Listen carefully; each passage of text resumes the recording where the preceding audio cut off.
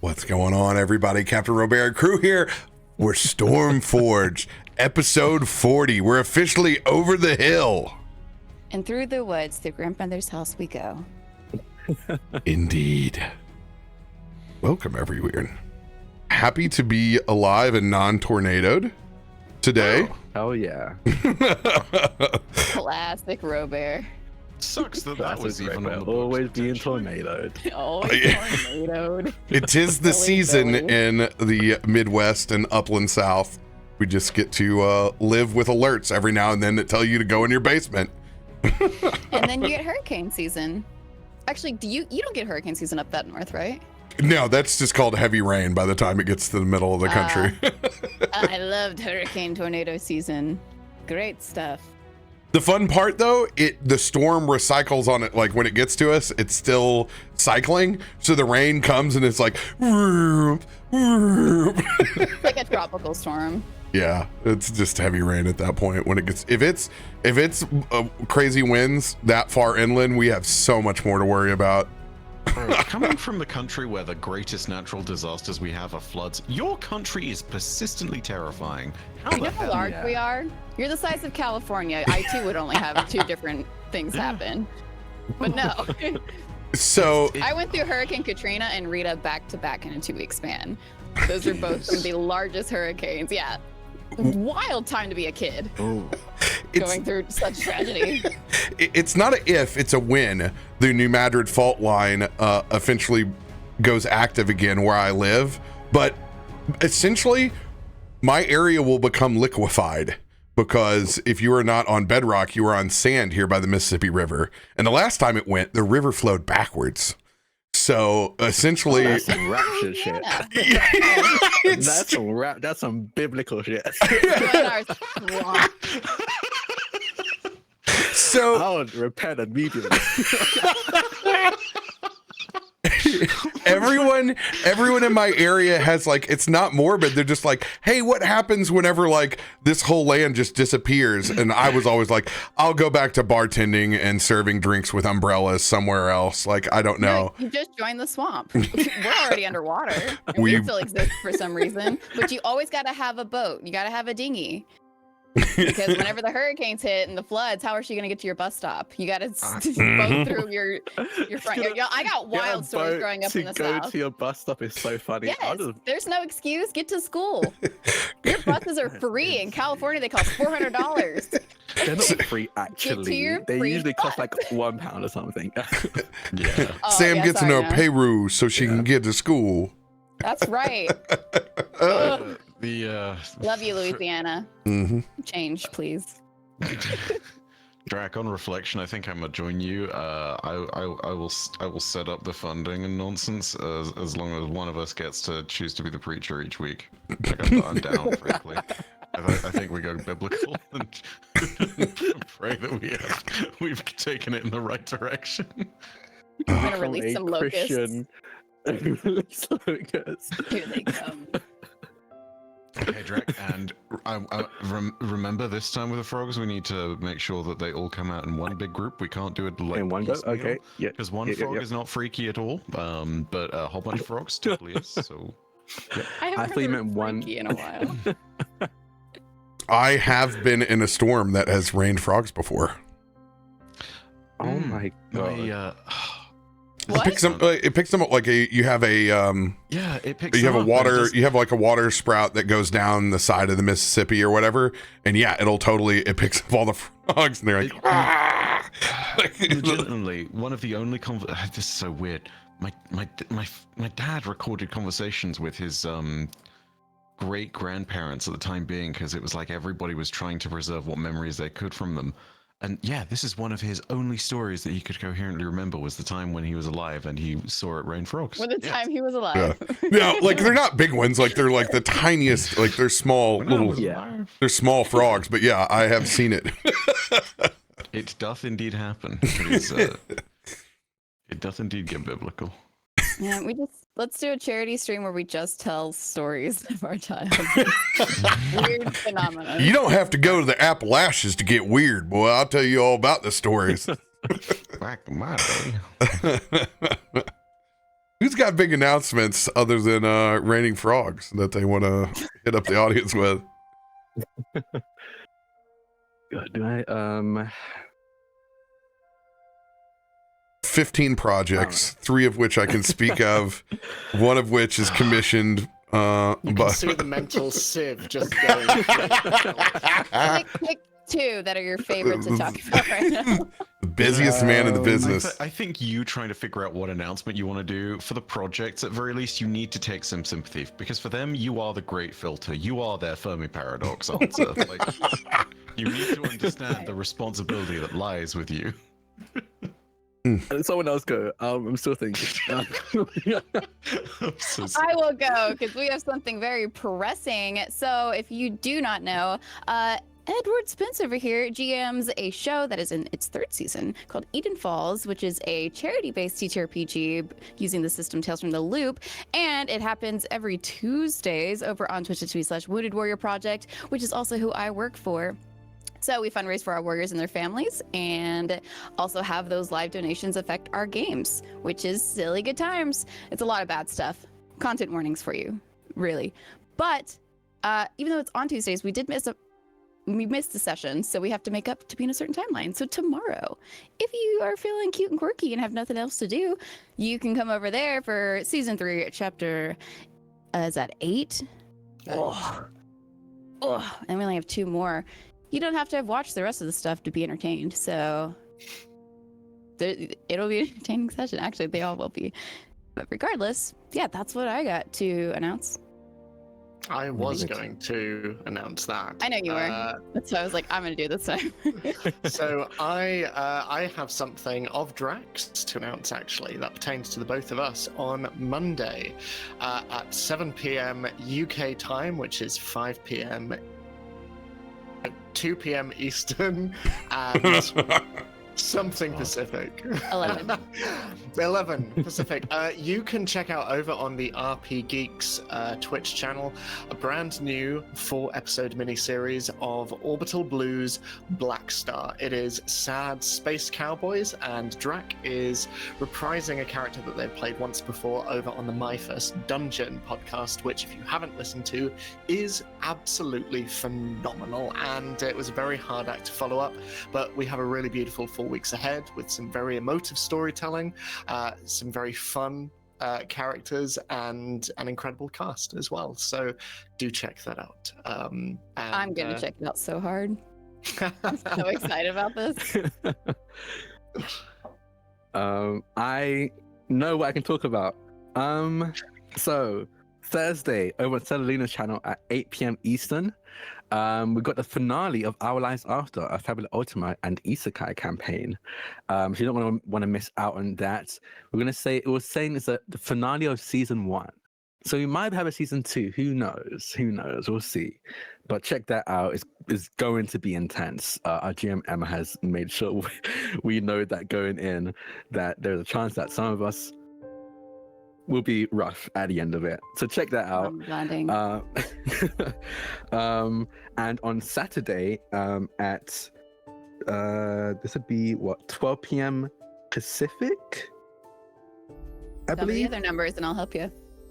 It's it'll be 12 p.m. because it's 8 p.m. my time. 8 p.m. UK. 8 p.m. my time, so 12 p.m. Pacific, or 3 p.m. Eastern, over on Big Bad Online.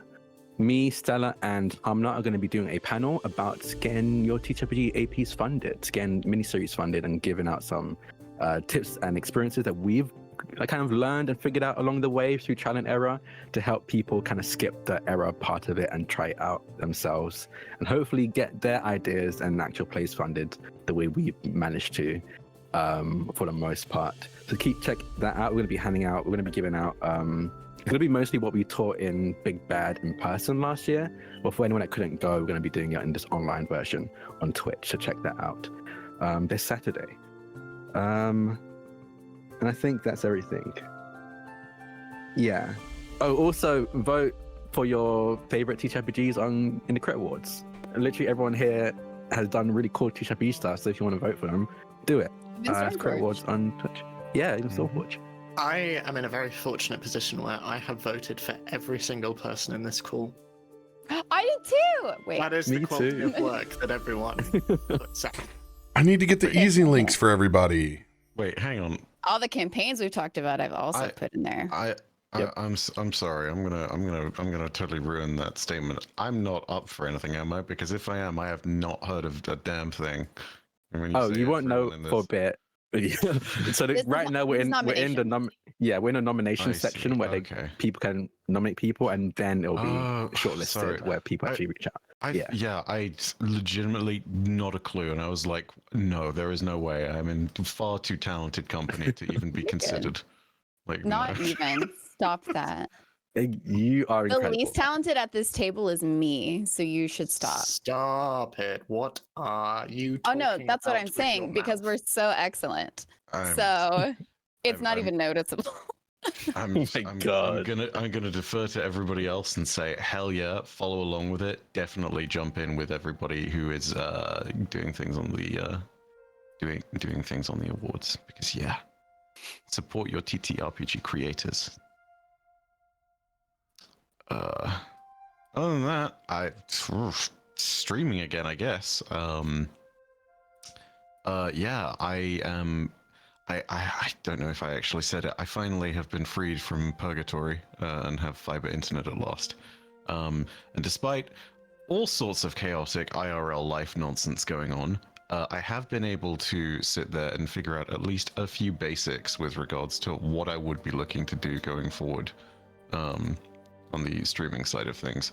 And whilst I need to do a bunch of setup stuff, the look of it is that it's just going to be real nice and chill, and I just want to have a very, very calm experience that is not necessarily tied down to my main game. So, like, you know, that's going to be real nice. It's going to be fantastic, hopefully. Yeah. It's just going to be real good because we get to actually relax on stream doing things. We love that you have the option if you want to. Yeah. And I can actually do nonsense again. Oh, yeah. No, I won't lie. I would have gotten so much more nonsense done this week if it wasn't for other IRL pressing things. But you know what? We have options now, and that feels cool. Like the ability to know of like, hey, next week I could jump in and potentially start this. I don't know. Possibility of being there is awesome. You too can let your community down softly by suggesting that I might stream a certain day and then have literally no energy or time capacity to do it. We love letting our folks down. Let everybody down slowly. There's just a always pressing to be determined BG3 stream that could happen any week if it's available. Yeah. Oh, that's one of the things actually. I want to see if I can nab, I don't know, anybody, like just literally anybody, any human, to sit there and play an on-stream on-a-mode run of BG3 with me, because my off-stream runs of it are fantastic fun. And you know what? The pressure and the idea of like, hey, let's do all the build crafting nonsense and become stupid powerful. So much fun to me. I can't wait to see that in action. It's great. The fever dream of me waking up at 8 a.m. to play BG3 with you on honor mode. I would love nothing more. You're gonna have nightmares about the early Noel encounters, but yeah, aside from that, 100%.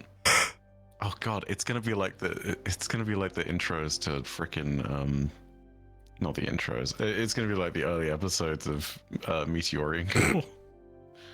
Indeed. Everybody in huge trouble on top of a cliff surrounded by gnolls. This seems completely on par with what's going on. Become Noel. Knowledge is actually the title of the episode. I saw that. Don't ever be missing from a RoBear campaign. Silly stuff might happen to your character. Only suffering here. At least I didn't come out with like 60 kids. Who's the person that you did something Oh my to whenever God. with? Radio. Yeah. Yeah. Turned me into something. I didn't have a lot of babies. That's like one of the first APs that I ever ran, and it's during COVID, so people are very influenced. There are some of the booziest streams that are recorded, so you didn't show up. Like a little bit of your backstory just kind of got 18 kids later. He even has a kid with a Loxodon. That's an interesting Dragonborn combination. Oh. I wonder how that works. Do they breathe fire out of their fucking trunk? You're gonna say that ass. No. Where did the ass come from in that sound? Moving That's right, what I thought you were gonna say. moving right along. Does anybody else have big announcements they want to let the community know about? That's a perfect time to have a few words with our sponsor.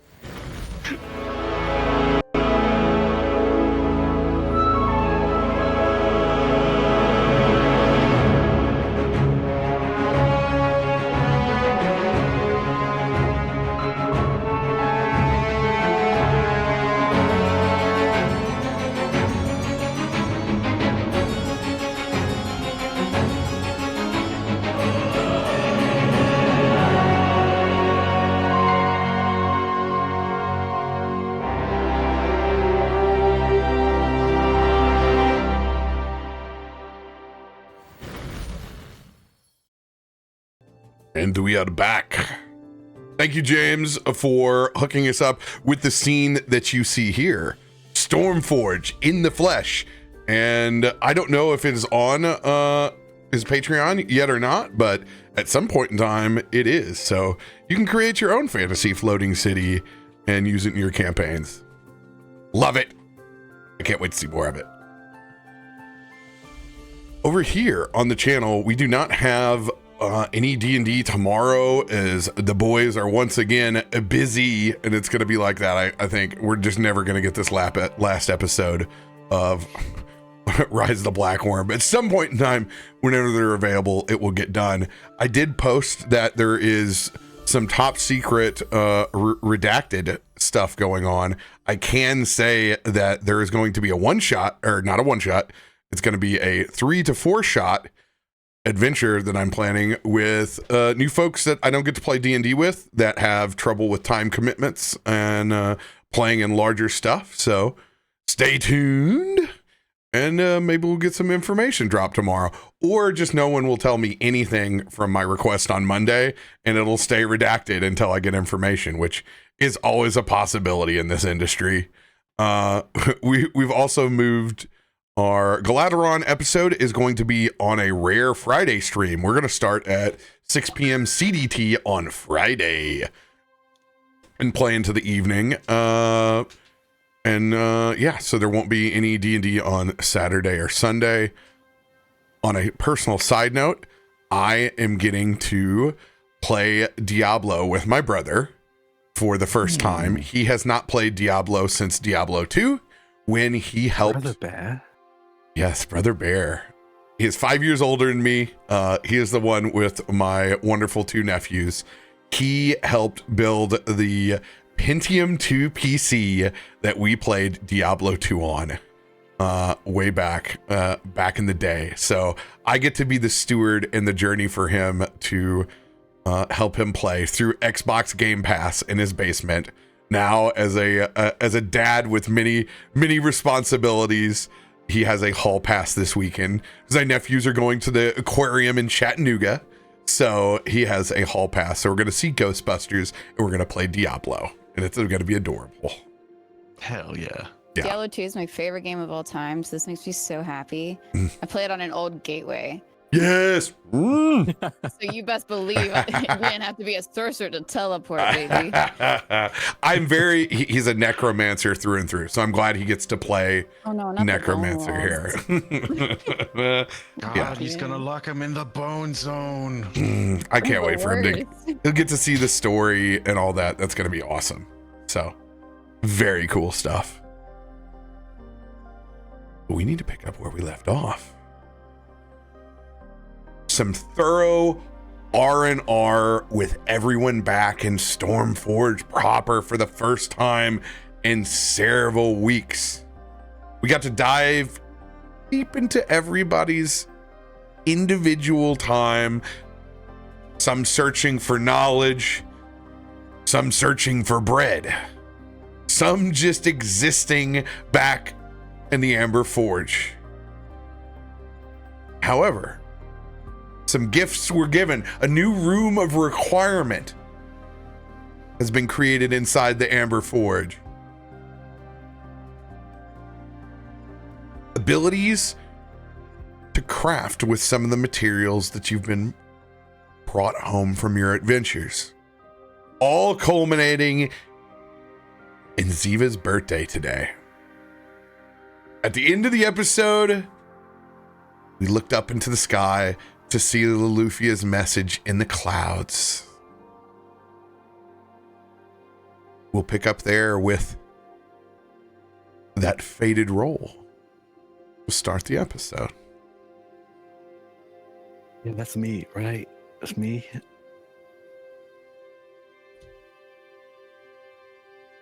This was for the clan pistol and the breath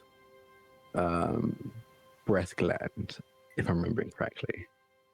Oh God, yeah, it is. This is the inside the forge itself. And it's your mother's crafting, right? Yeah, plus 15. Yep, it's Ifrit, and this is a 26, 28, 30 DC skill check challenge. Okay, I think was / is Kaiva around in this particular moment? I guess because technically I described this before she got the remove requirement. So would this be before or after? She is in there by herself. She's in there, okay. Yeah, she would definitely be in there by herself, I think. My apologies. No guidance for you. Okay, is it just 1d20? Do I get advantage? I'm using divine tools. Yes, we did say the divine tools are advantage. Okay, perfect. Okay. Okay. So. Nice. 25. Oh, God.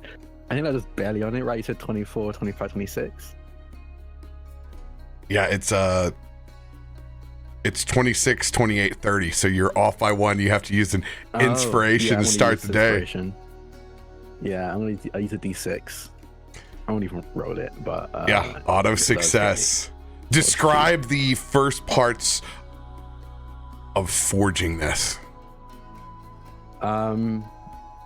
You seek Ifrit with sat. I think first you see them sat by a desk, a beautiful, probably I'd imagine maybe even like marble workshop table in this room of requirement, and sat in incredibly comfortable seat. Probably there's maybe even a moment where they sit down and almost taken aback by how soft this is on like the wooden stool they use in their forge proper.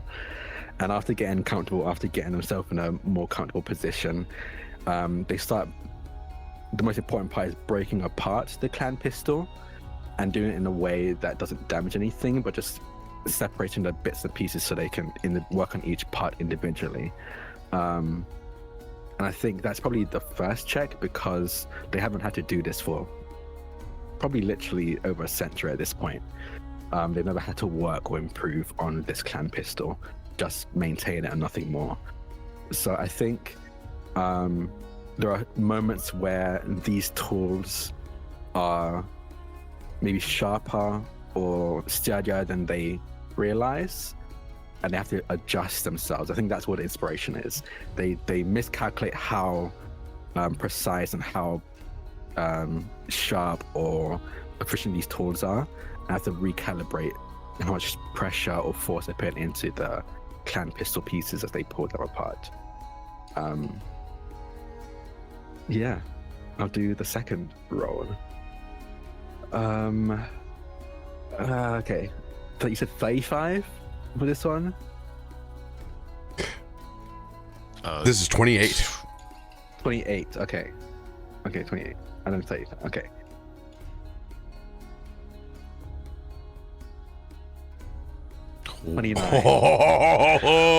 Oh, so close. Just needing to put the finishing touches on. What does this phase of crafting onto this clan pistol look like? This phase is working with the breath gland specifically. They're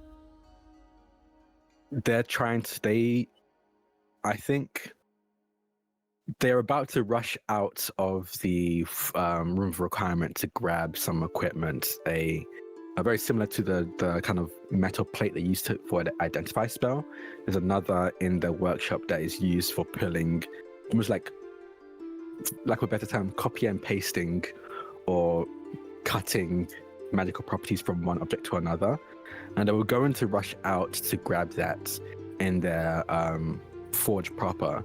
But I think the moment they think about it, a drawer in the workshop, like the room of requirements workshop table, almost rattles. And confused, they reach for it, open it up, and they see exactly what they need. They see not a silver plate, but a golden plate with the etching of this magical seal, this magical circle that is necessary to transfer magical properties from one object to another. They see that appear in this desk, and with the excitement of Ziva on their birthday, to be honest, they grab it, set it down, and start working with that, heating the plate up and then holding the glands over it as they draw, almost like putting threads from a sweater, draw the magical property from the glands and begins almost weaving them into the clan pistol pieces. One last roll, DC 30. Okay, we can do this. Okay. Yeah, let's go. Piece of cake. Oh, let's go! Yes. As they're pulling these strands of what you can only really describe as magic, just pure, almost like threads of the weave itself. They're pulling it from this gland, and I think to anyone who would have been watching, they're alone in this space. To anyone watching who isn't practiced in not just blacksmithing, but specifically blacksmithing with magic, with magical properties, with magical weapons, it would seem more like they're sewing than anything else. It's like they are pulling these threads of magic from the air, from the gland, and almost knitting and weaving them into each individual piece of this clan pistol that they've broken apart. And I think that's where the hardest part is, getting these pieces to work with a piece of machinery that was built and blueprinted many, many centuries ago, but being able to adapt this newer addition to it. And I think with each weaving of this magic, there's almost an iridescent shimmer and gleam that is added to the piece as they're done with it. And I think it would take several hours, but with these divine tools, it takes maybe an hour at most. And that's just because Ifrit is trying to be extra careful with this being the clan pistol. And once these threads of magic have been woven into the metal itself, with the confidence and expert hands of a gunman themselves, they're the one who taught Ifrit, taught Kallisto how to shoot in the first place. They put the clan pistol back together and very delicately set it down on the workshop table, and I think just stares at the masterpiece for a few moments. Mechanically, clan pistol will receive an additional 1d8 of thunder damage to any type of ammunition. It will also have, once per long rest, the ability to send out a 15-foot cone. Actually, no, it'll be a 30-foot cone where you are able to have a DC 15 dexterity saving throw to emit 6d8 worth of thunder damage. Who needs Lolly anymore? Am I right? Dear God. Ifjun kind of puts their hands on their hips with a lot of pride on their face. He just goes, I think this might be my best work yet. And grabs the pistol and rushes out to find Kallisto.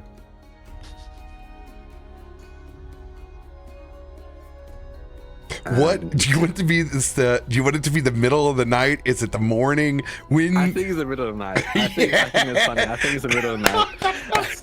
Yes. I think it's in the middle of the night. She rushes out. I honestly don't even think she knocks. I think she swings the bedroom door open. She swings the bedroom door open.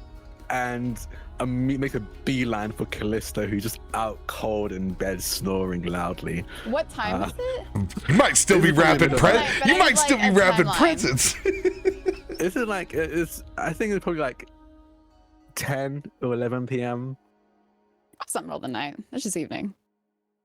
Oh my! I think Kallisto's out cold for sure, though. Kallisto's a deep sleeper. Yeah, just swings the door open. I assume Loluphia's awake then. I would say that she's just gone to bed. That moment where you're like, oh, like my exhausted body can finally relax and sleep. And as soon as she hits that moment, you break it. Yep.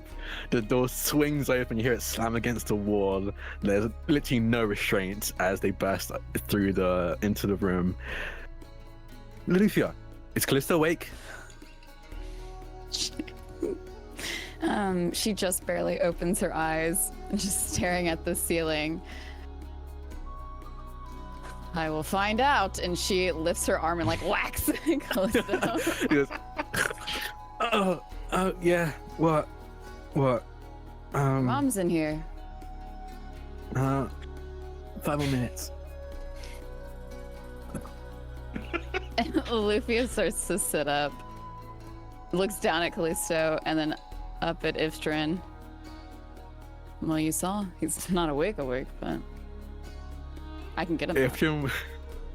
No. He used to do this all the time with school. Hold on. And he's gonna go over to Kallisto and just start tickling him to wake him up. And Kallisto... Oh man. To do that to your son in front of his partner in that setting. Ifrit doesn't care. He does not give a shit. I can't. My mom used to do it to me. It's horrible. That's like a nervous system reaction. I'm not gonna make the sound, but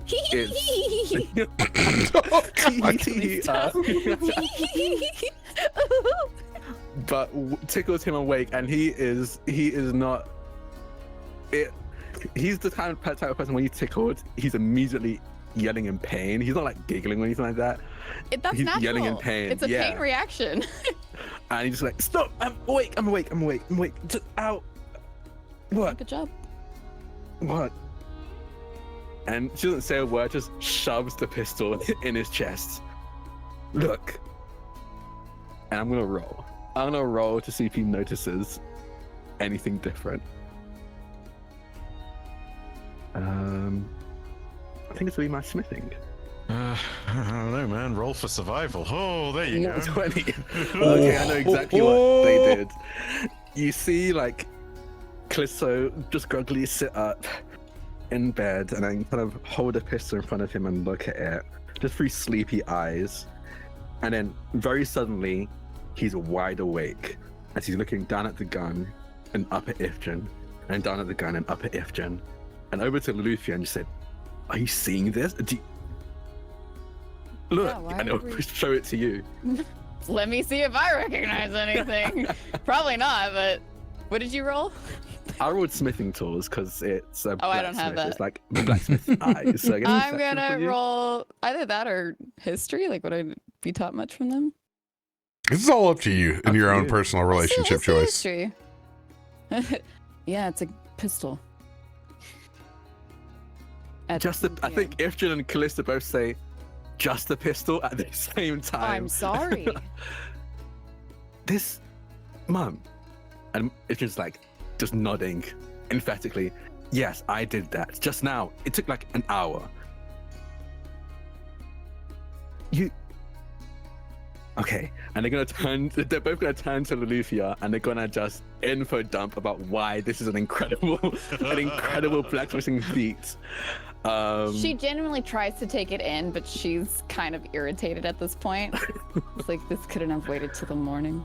After having been woken No, up. you don't understand. She took the weave of the breath gland, which is already like very hard to do, but did it so perfectly that none of the strands actually snapped or broke. So all of them are perfectly evenly spaced and weaved through metal, mind you, metal that wasn't specifically forged to take on this kind of enchantment, and they're just going She in, falls trying to back and just lays on the pillow. Keep talking, I'm listening. And she closes her eyes.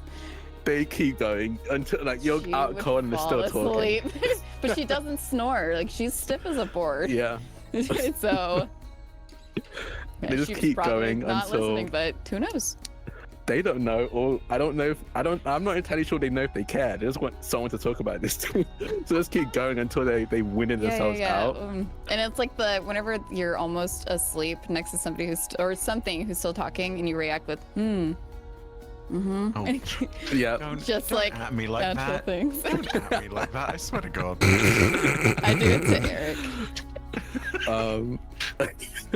Is this actual scenario right now? Such as mom is not next to our bed.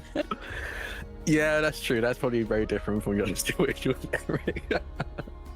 But yeah, I think they'll keep going until they kind of tucker themselves out, and Ifrit and Kallisto, Kallisto's be like, okay, we probably should get to sleep just in case Ziva is still. We don't want to wake Ziva up before his birthday. But thank you. This is honestly incredible. Holy shit. Thank you. And they just set it down on the I think with the other rifle and pistols probably like in the corner of the room in like the back of the closet or something. And Ifrit just goes, okay, perfect. I'm going back to the forge. I have so many ideas. And it just immediately goes back and just starts working on their commissions, the stuff they've been working on for customers in the room of requirement now. And Kallisto goes to sleep like he just finished having his birthday with a new toy to play with now. Yeah, go to sleep. Probably dreams about the gun. Not my child's joy and their birthday. The gun. You know what it is? It's literally that meme of what if he's thinking about other women and Kallisto. I bet he's thinking about other women. He's thinking about cheating on me, and he's thinking about a gun.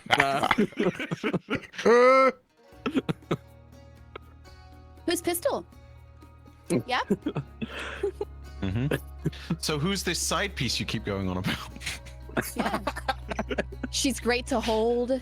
She feels great in my hands. Yeah. What do you mean? Wow. What clan She has is great she response to part my of? trigger finger. She has a great response to my trigger finger. She feels great in my hands. I don't know. The pistol. Ooh. Oh, whoa! I saw that. Cloud Dragon Clan pistol. That is. Oh, and you got the optional dex save for the thing. Oh, that's cool. Let's go. So then it has the button, and then down at the very bottom, it has a little ... other formula, and that is your breath weapon damage. So it's all there. Oh, Oh my gosh. cakes and pies, cakes and pies. Yeah, it is on your character sheet now, Kallisto. Perfect. Thank you.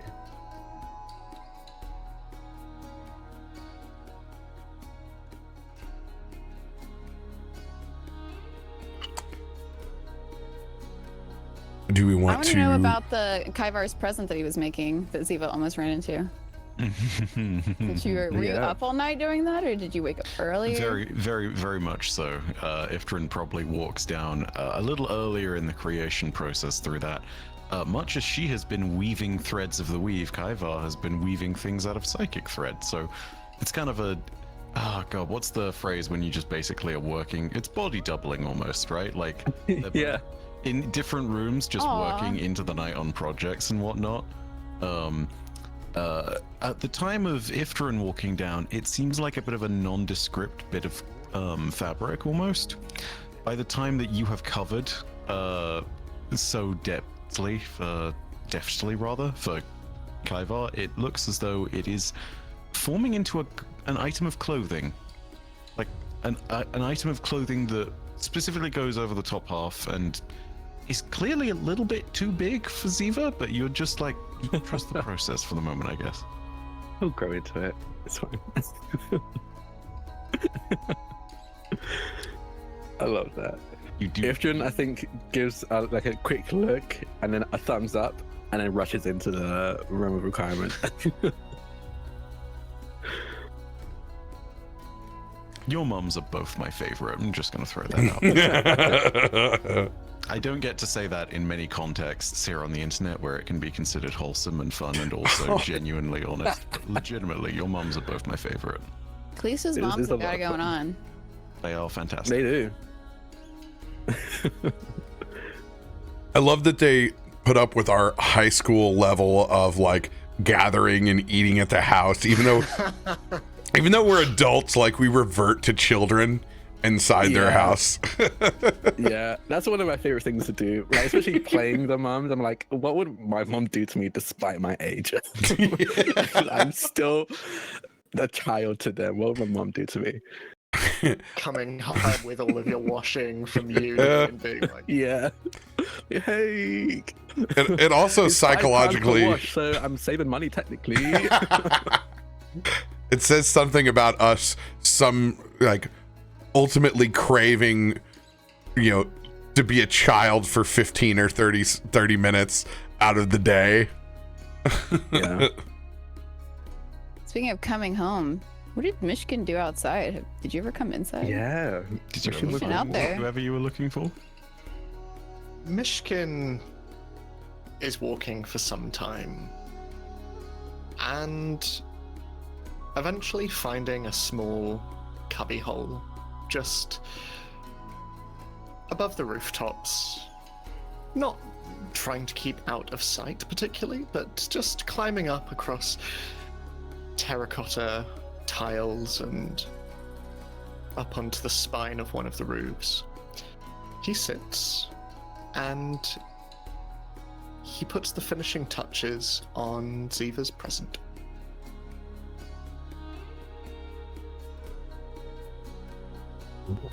Keep your secrets, I guess. Any back. of those finishing touches would you like to elaborate on?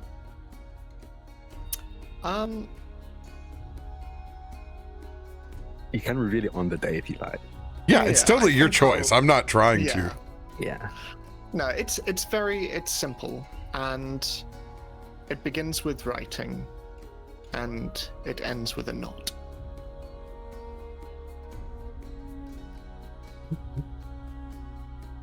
He's written a scroll of fireball for Ziva. Yeah. No. But it's fine, guys. It's fine. They can't use it until they are the appropriate level to actually cast it. So, and the moment in their hands, it's harmless. I mean, it's not like they can cast it properly. What if you throw Ah. a scroll of fireball in a fire? Don't do that, Kallisto. Oh yeah, no, don't do that. Bad idea. I'm pretty sure nothing will happen. You need to say the the verb words I don't and the know. components. See, Myshkin I'm put pretty sure is stuff not into it. is not 100%. You know what I mean? I can't remember. Did you guys reveal the familiar yet? No, No. we haven't yet. Okay, yeah. I don't. I have Ziva doesn't even know what it is. Ziva technically doesn't know it yet. But Yeah. It'll all be revealed in due time. Patience. Yeah. All Go right. to a day then. I can go to a birthday. Do we want day. to pick up with Lolly and Ziva outside, looking up at? Yeah. So at some point, she would have gotten up early, obviously because she wanted to hopefully be awake before her son, who didn't sleep. But make her way outside after passing by and seeing Kaibar and then seeing this dimly lit new room off to the side and questioning it for a moment and then remembering that Ifrit said something about somewhere that is new. So she just believes that it's that. Since I led Ziva out there, you will walk out and you'll see Ziva is up on my big pauldrons on my shoulder, looking up, and I go, so you can almost reach out and grab them from here. And we'll kind of spin around and look over at you. I'll have a big shitting grin on my face. And as she would finish and see this and come just gently back down and, well, you're awake very early. Yeah, but like I can catch the clouds, right? And he's just, yeah, you're spinning. He's trying to, almost like a kid trying to catch bubbles, but because the clouds are just in the air at all times. So even if it doesn't look like one, you could be going through one. That's how high they are too. Absolutely. And she would just smile and walk over, and as Farouk would stop spinning for a moment, well, happy birthday. Now we have to wait for your dad to wake up. Oh, why? I'll go wake him up if you want me to. I think that's a really good idea. I didn't respond in any way. She walks past and kind of holds open the door. And Ziva kind of taps on Farouk's shoulder to like let me down kind of thing. I'm going to whisper into Ziva's ear. Nobody should have to walk that hard on their birthday. And I will cast Levitate.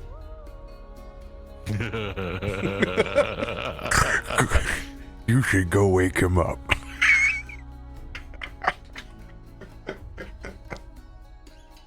God. I don't even want to roll for it. Lolly sees this and her eyes are just wide, but at the same time, don't be the Debbie Downer of his birthday. But she looks at Farouk. And Ziva's so excited. Yeah, doing it myself as he levitates then past his mom. Just no sound in sight. It can't be heard. Kallisto wouldn't know what hit him because this sneak is at like 100 right now. With no creaks in the floor.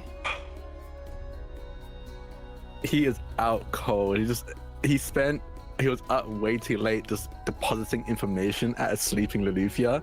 So when he finally fell asleep, it was very late into the night. And he's just in bed. Yeah. I think he's very good at keeping still and not moving, but the moment, it's almost like his body knows the moment Loluphia's out of bed, he's like, okay, I can starfish now. So he's just splayed out on the bed right now, snoring loudly. And so Ziva probably can actually hear you as he's going up the stairs. And so doesn't even mind if he opens the door loudly, but he does. And he looks around for a moment. And he goes toward like a little linen closet. And he opens it and he grabs a white sheet as he makes himself a ghost. And he levitates over to his dad and it's like right in his face, but moving his arms about so that he looks even more flowy underneath. He's like, ooh, it's my birthday. And does it louder and louder until he disturbs his dad. Let's see. I'm gonna roll a perception check, not to wake up, but see if I immediately recognize this as Ziva. I do not know who this person is. This is Give me the gun. Oh, I don't pull out a gun. No way. You know what? Damage. I pull out Darkheart. Oh no! So I rolled that for him for his performance. Oh, even better. Okay. Even Okay, better. okay. Nat Okay, one. so I can see. He's so bad at it. Yeah, so I can tell this is Ziva. Okay. Ooh. So goes the afraid of no birthday pass. Okay, in that case, he never really starts awake. I think that's just always how he wakes up when he's like forced awake. And then looks up. Ooh. And he stops because he doesn't realize like I should keep moving. Oh no, honey, I think we have a poltergeist again. Sorry, I'm busy. You handle it. Okay, That's right. I'm a guys. Woo. I heard. And he'll like as- turn around and pick up a pillow, like a poltergeist, and he'll kind of just like throw it at you. Oh, ow. Good morning. It's gonna just Good pick themselves morning. up out of bed. Wait a second. And they'll look down at where the feet He lowers should be. the sheet even more, like he like lowers it more to the ground, knowing what you're doing. Ooh. They're gonna stick their foot underneath. Go, why are you levitating? I'm a ghost, and he levitates past you, like out the room, to try to get away. Happy birthday. Oh. Thank you, but I'm a ghost. That's that refuses to elaborate meme in a nutshell, really, isn't it? How long Yep. does this levitate last? RoBear? How long does levitate last? At least 10 minutes. I think it is 10 minutes.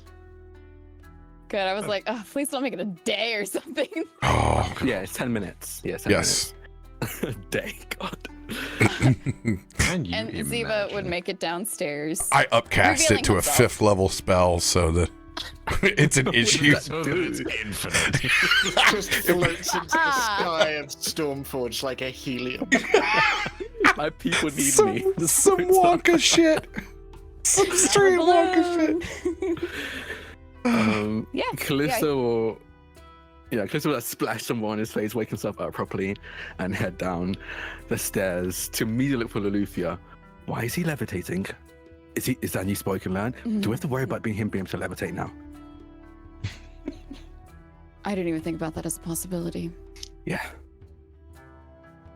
But no, That's not him, though. if I know my knowledge of levitation, no, he'll be fine, and it's Farouk. Can I have a word with him? I forgot everyone is here for the birthday. Okay. Okay, that's a lot of mouths to feed because the kids are coming over as well. So it's gonna be. Yeah, it's only Oh, his closest okay. friends, though. I think. Did you invite them, or did we leave Ziva to do the We inviting? left 'Cause we Ziva to do it. Okay. Oh. Okay. Where's V? Is V awake? And she's smelling the air. I mean, it smells like it. Unless it's Yeah, somebody they're else. definitely clanking in the kitchen. I think they woke up pretty early to start cooking and baking as well. I think if you call this for, I just called it RoBear. I was going to call RoBear. If you call this RoBear, I think Kelthud is here. I think Kelthud would be. Oh, at the very- yeah. It's Yeah. Cuddles. Cuddles. Real nice of you to invite me. Cuddles is Does not no expect way getting to leave if Kelthud is He here. doesn't get it. Yeah, that's true. Cuddles is yeah. working overtime, so Yeah. fucking- He's doing all the reports right now for our audience. So yeah, you hear a clanking of pots and pans in the kitchen, and you know it's definitely V and Kelthud. I think we definitely invited Kelthud to help with the cooking and just be around with us. But it's And Kelthud I have and to V in the invite him. kitchen. He knows the date. Yeah. Every year. Yeah. And I think V will pop her head out and just goes, "Yes, I'm awake. Do you need anything? Can you, everything you're going to make, can you double it? Because the friends are going to be staying." And V just like, "It's fine. Kind of doing that anyway, and then pops their head back in to the kitchen, and then pops their head back out again and just goes, by the way, if you see Ifjun, can you send her over for me? I need to talk to her about that new room. I need an explanation. And then so pops that their head was back in. Farouk will pop his head over with a bandana tied in the front and a full apron, very, very sweaty in the kitchen as well. Don't worry about anything, Kallisto. We got it covered. Okay, yeah, okay. Lolly pats your back. Don't worry. They won't burn the house down. I hope Okay, nothing think about is that now you put that into my floated head. away yet. What? It's his birthday. It's his birthday. He can float for his birthday. You can float you'll float here too.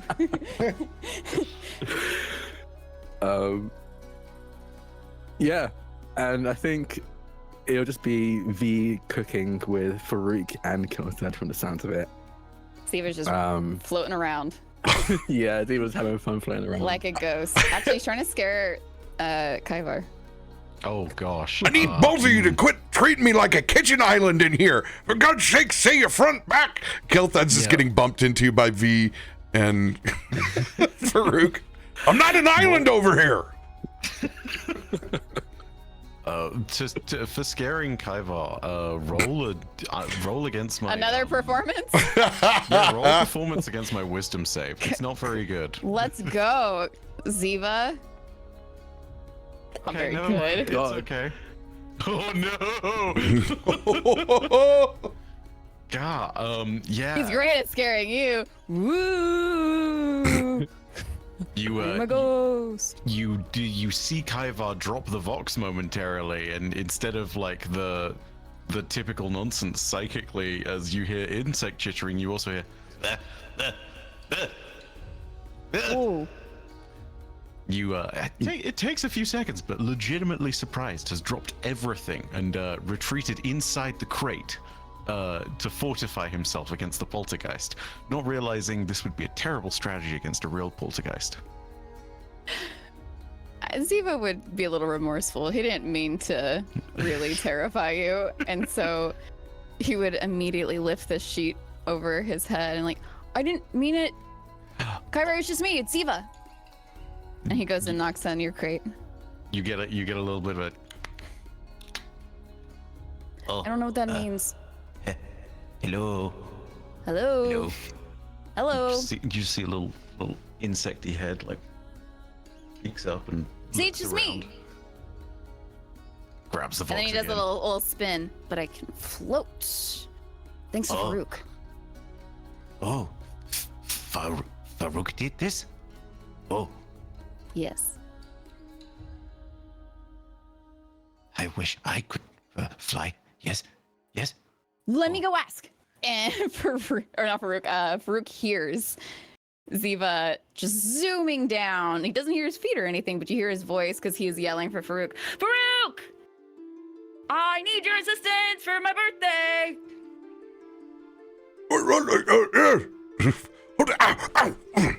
God, I'm resistant and it still hurts.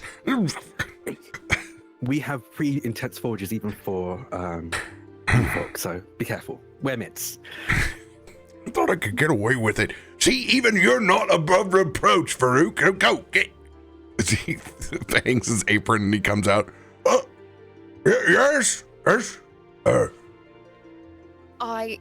Can I ask for another present? Maybe. He scans the room. Is Kallisto inside the room?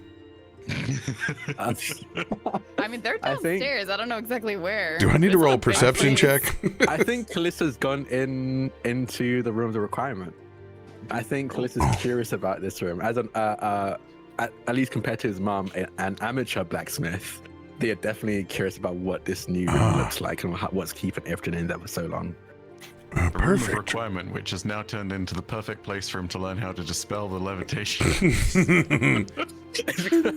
What could I assist you with on your birthday, Ziva? And he's also looking around for his parents.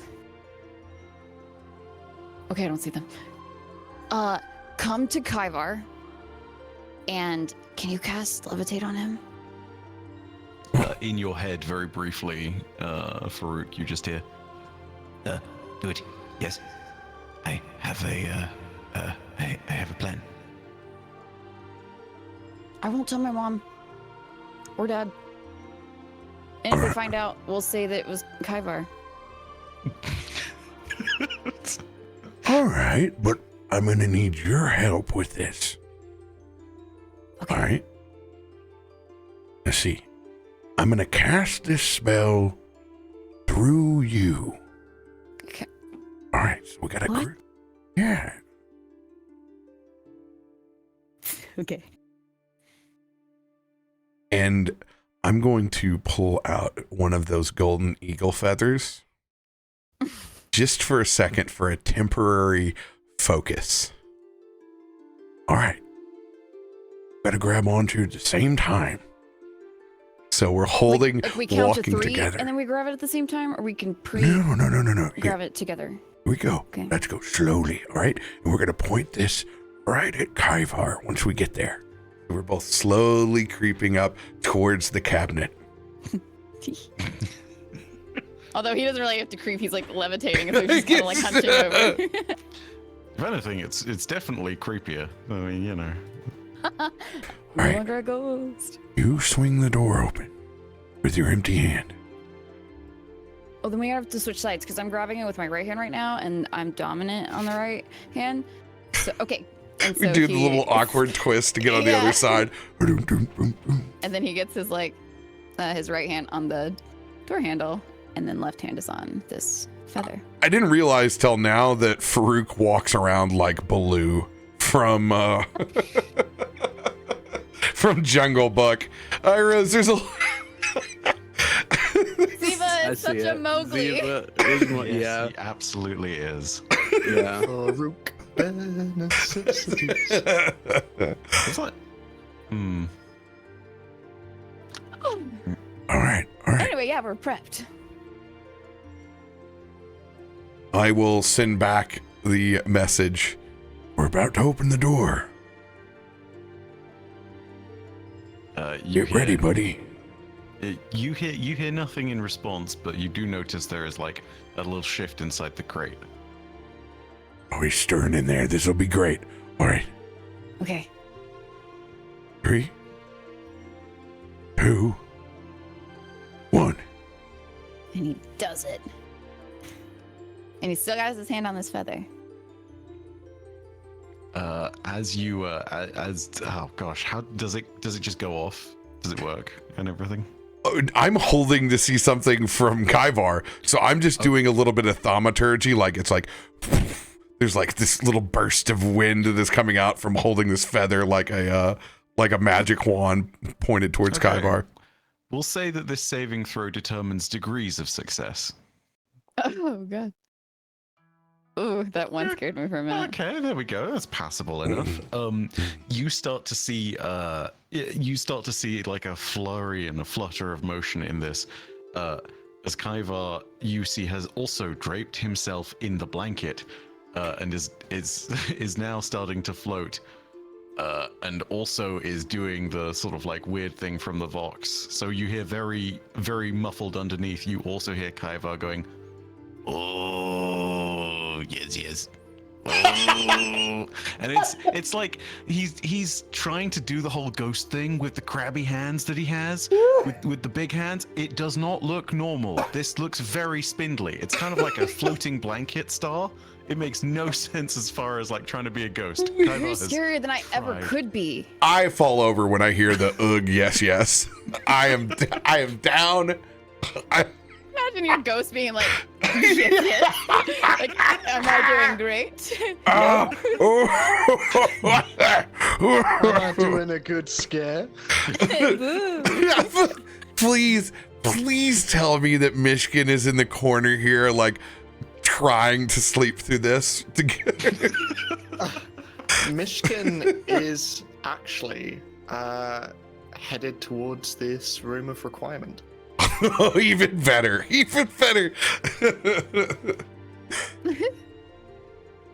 Go ahead, creep your way in, as there's only shenanigans in the main room of the Amber. Yes. No, you have to not say the yes part. Yes. Yeah. No. Sorry.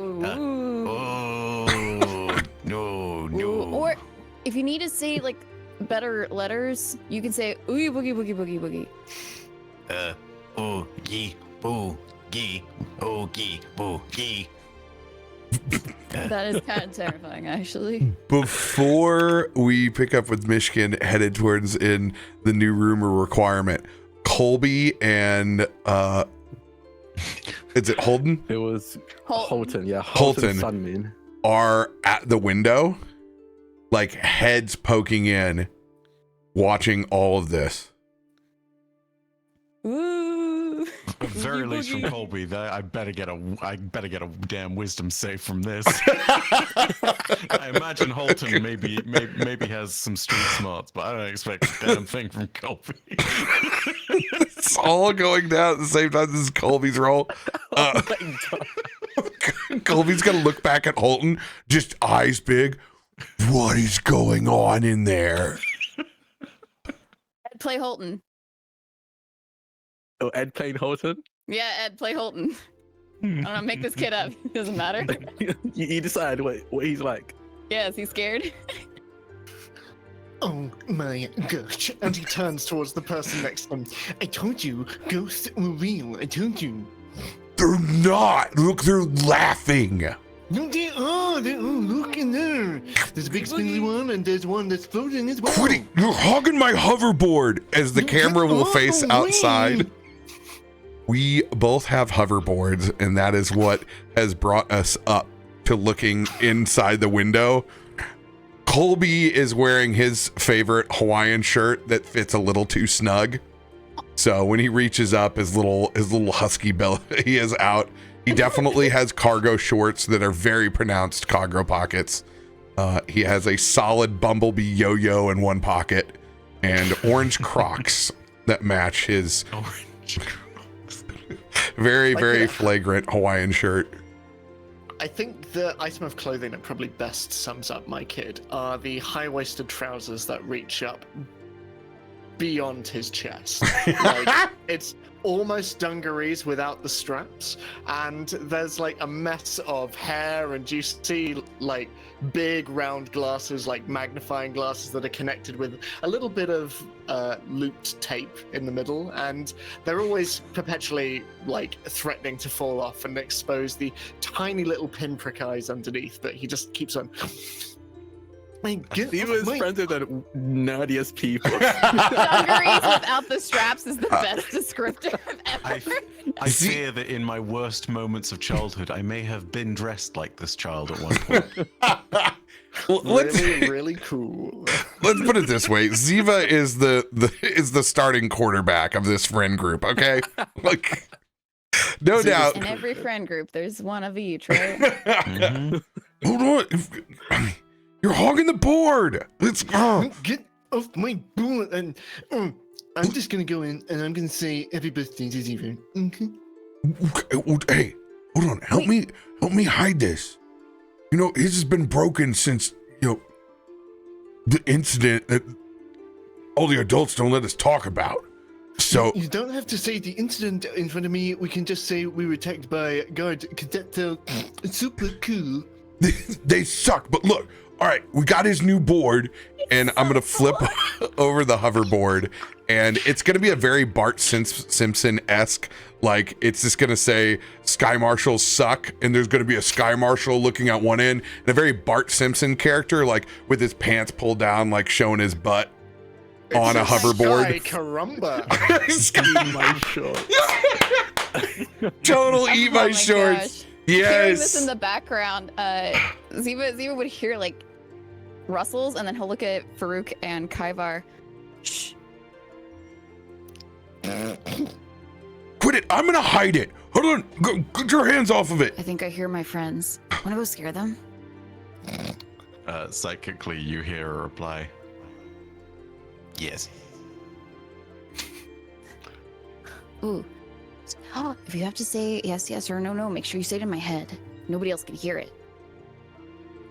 Yes. Cool. Let's do this. Farouk, you have to Aye. either levitate or not be present. I'm gonna go Be seen. back to the kitchen where Wait, before you do, what if you like came running down the hall screaming? Like really played it up as we chased you. That would be really cool. Kelthud leans in. Oh, it'd be real cool. I think you should do that, Farouk. I think V pokes her head out and goes, "It would be wonderful. You should do it for his birthday." Just supportive grandma. Okay, fine. Yeah. Okay, cool. And he puts his sheet back on. Kyver, you too. Kyver is going to briefly cast Minor Illusion as a sound coming from underneath the blanket, and it's going to be just the most ominous, villainous, echoing, like. Ye fools! You cannot banish me! Pulled completely from somewhere out of the Vox, as he floats starfish-like towards the window vaguely where everyone is congregating. You get this very realistic sound compared to woo. I will use my thaumaturgy and light up my eyes and just go running out the front door. Hands up, I run all the way out the front door, all the way across into the alley. You know what? I'm gonna roll do you want to roll performances on this? Let's do it. I'm gonna do this for sure. Yeah, I'm not sure quite how this will go, but we'll see. Oh, hell yeah, okay. Oh my Nice, god. we're pretty good. Here's Solid rolls. Colby's roll. Oh, Oh no. I look back at Zoltan.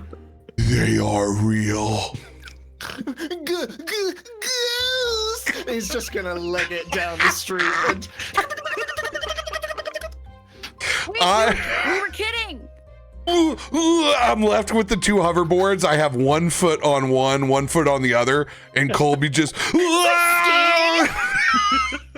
You just hear a crash into the trash cans. Wait, we were. Kyver, stop it. It's too realistic. And he takes off his sheet, goes over to his friends, or at least probably reaches Colby first. I don't know where Colton went. Oh, this is rad. Farouk sees all of this. Oh shit. you just said it swear actually, and just coming out from the bins that were knocked into. I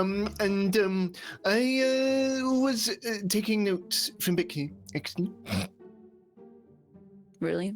Let me see your notes. He's holding them in front of his trousers, around the crotch area. He doesn't want to take it away. Why are you holding your paper like that?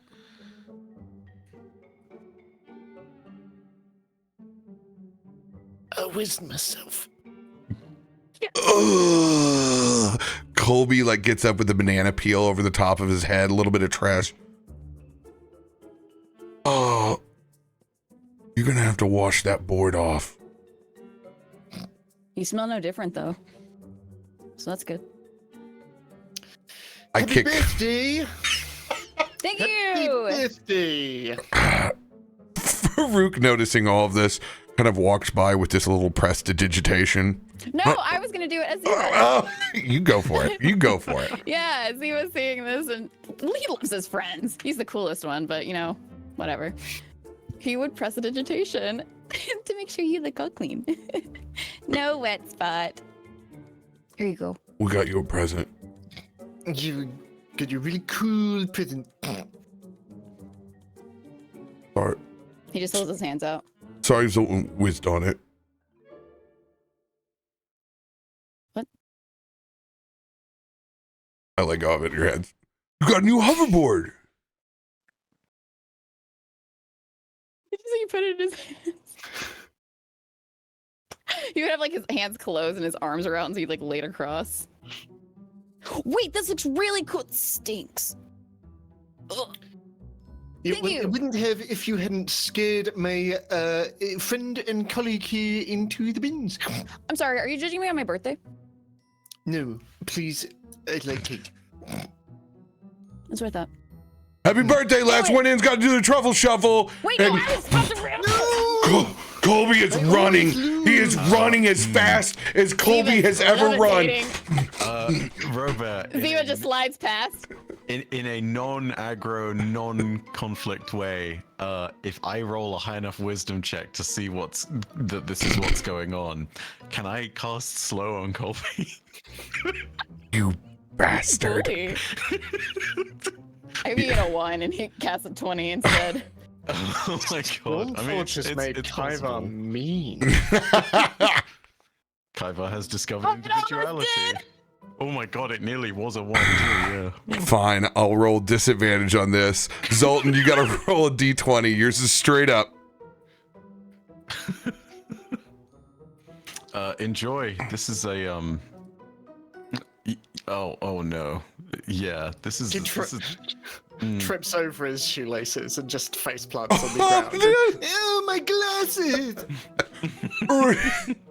I'm taking these because it's slow as well.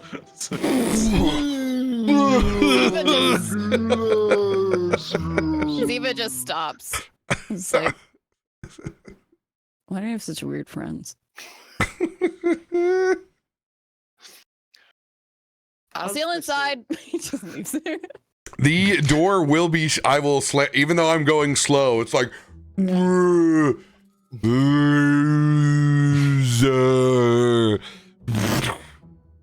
immediately I run up to the window, motioning Ziva to join me. Truffle shuffle. Ziva does. Immediately, he's like, yeah. Wait, how long does this last? Colby looks at you. I don't know. There's at least another 45 seconds of this nonsense. Just gonna say, still an excellent use of a 3rd level spell slot. Zoltan, I want to see it in slow before it changes. what does this truffle shuffle look like in slow motion? Especially with your outfit, how do you expose your belly to shake in this scenario? This child. No excuses.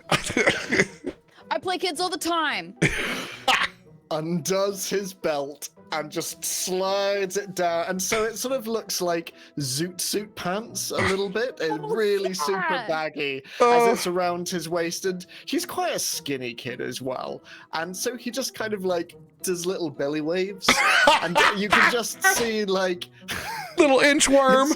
It's kind of weirdly sultry, and you can see like every time he like brings his like stomach in, you can see his skin just clinging to this little rib cage. It's just like, this is really demoralizing. Oh wait, hang on.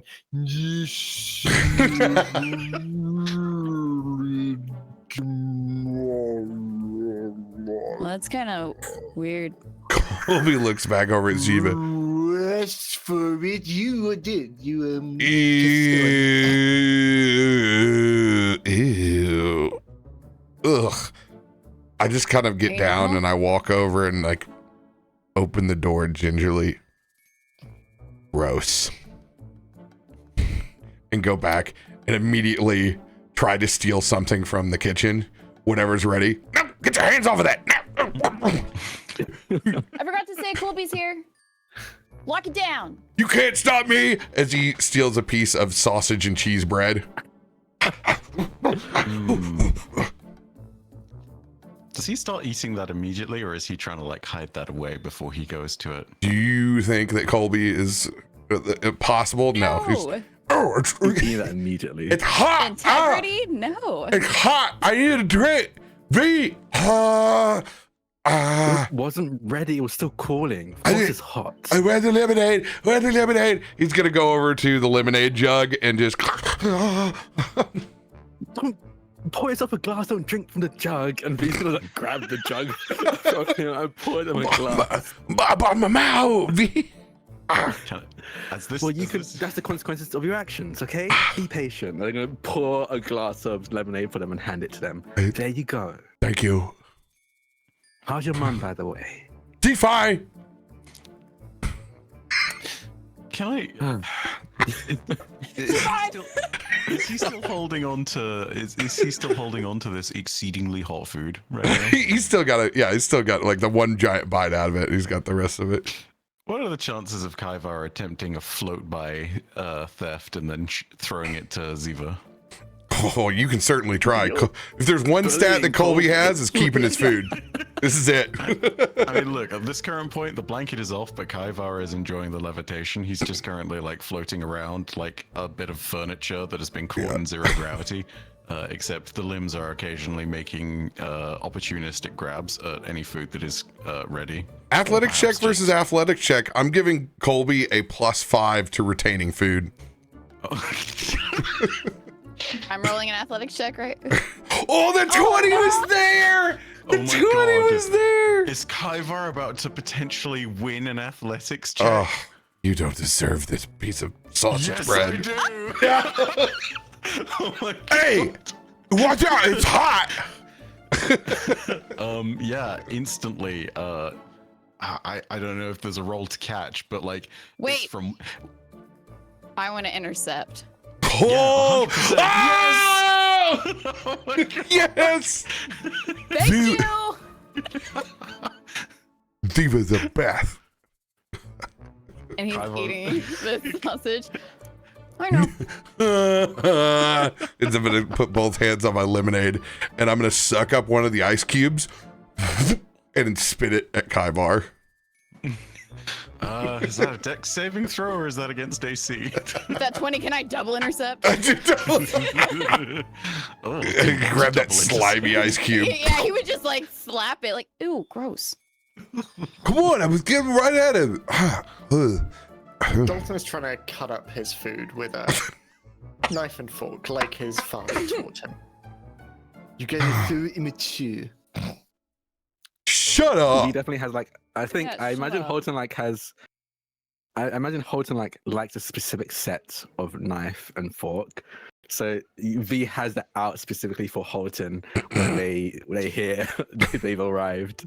Thank you, but I brought my own from home. Oh God. Oh, okay. Look at you. I'm not this kid, but there are moments where I might have been this kid. God. The Tism boys. Yes, 100%. The old Tism gang is the Apple Tism gang is back at it again. Autism. I think I'm all these kids. As the curator of the Appletism gang, I would very much like to say that I am the proud founding member, and we are happy to accept anybody. Oh, the whole gang I is will say, at it. all of this noise, Loluphia would have gone with you, Kallisto, because she Yeah. saw the room that morning, and hearing all this ruckus. Give me a second, and she would turn around and Yeah, notice you should take Myshkin this. approaching at the same time. It's like, we have a different guest, not the noisemaker. She says to Kallisto, Okay, yeah, who? your favorite. Yeah, hi, Myshkin. You weren't gonna. Wanted to see the room as well? Well, I wanted to see the new extension you'd put in. So did we. Yeah. I think Ifrin has sat in the room again at the workshop table working on some commissions. Probably I think for today, I think they're working on a gauntlet, a large golden gauntlet that someone had handed in probably like a week ago to have repaired. And they're just in their own world. They're in the room with them, but they're in their own world, happily humming to themselves as they're working on this gauntlet with these divine tools. Yeah, no, it's a whole room and divine tools and equipment. Even the forge here is burning with a flame that I don't think is solely mundane. It's really Yeah. pretty. Yeah. There's no way V was okay with this. Oh, that reminds me actually. Mom, V needs to talk to you about the room, and Ifrit freezes. Oh, shit. Tell her I'm sick. On Ziva's birthday. Yeah. No, I'm not getting in between you two. This is between you and Mum, so you can talk it out. I'm not telling her that. God damn it. Okay. Don't mess with anything. Don't touch her tools. And she's gonna walk out to go talk to B and convince her that she didn't pay for any of this and this just happened. I think we're the three most mature who could have been left in here alone with these tools. You say that, and I think Kallisto's staring at the tools right now. Just like very hard. She mama arms you. It's like, okay, except for you. Yeah, no, I don't think I could probably work Just with got a them new anyway. gun. Also, Myshkin, Yeah. where have you been? Everyone else is tearing up the house right now. Well, I've only come back when I've needed a place to stay, but it's actually why I wanted to talk with the two of you.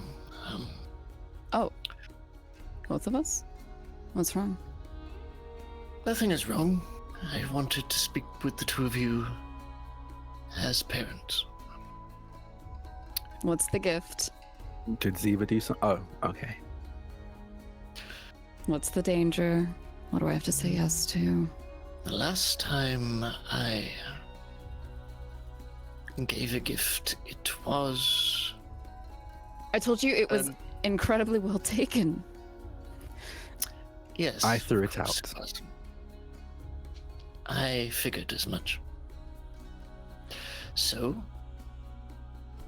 rather than presume, I wanted to put this past you first.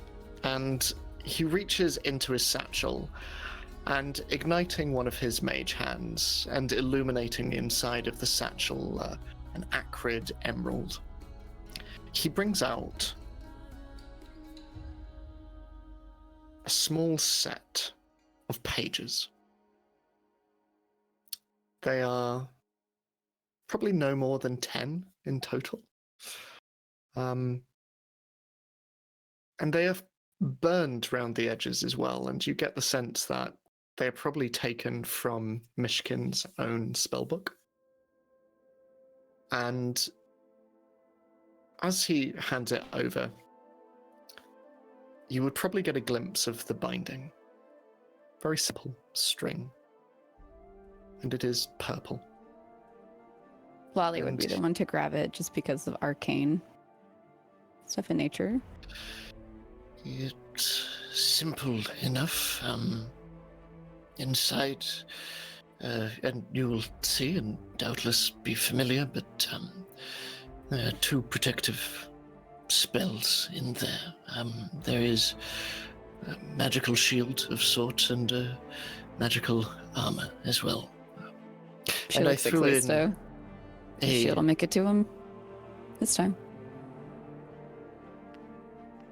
But Ziva is your child. I would not presume to give this to him without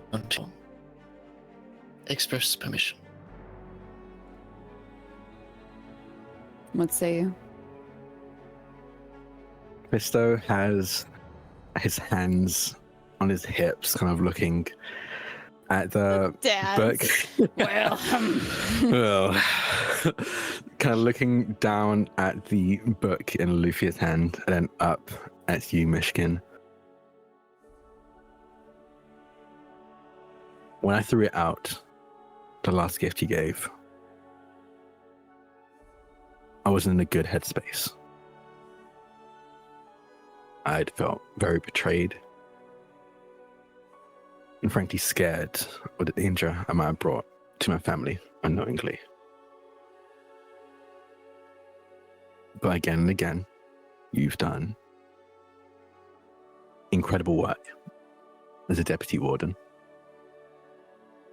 And you've had my back, and these spells, clearly indicated that you also have my sons, so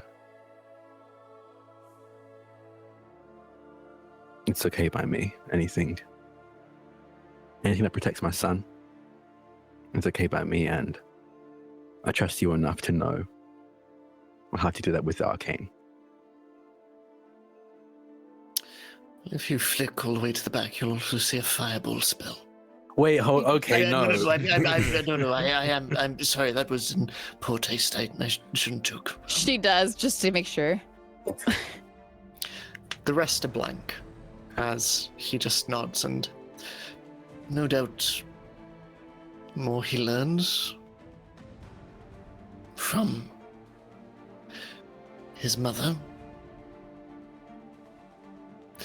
What I mean to say is there is space in there for him to make his own journey, should he wish. Which is an even kinder sentiment, so thank you. But yes, and she kind of hands it back. This is your gift to give, and you have our permission. And he takes it and just nods at you and... Actually, wait, can you add a disclaimer in there? Like, kind of tell him, hey, don't use these around these things, or, just Of course. as a reminder, because I can tell him, but it doesn't mean I'll do it. But if he reads it. I am familiar with willful children. I will add something.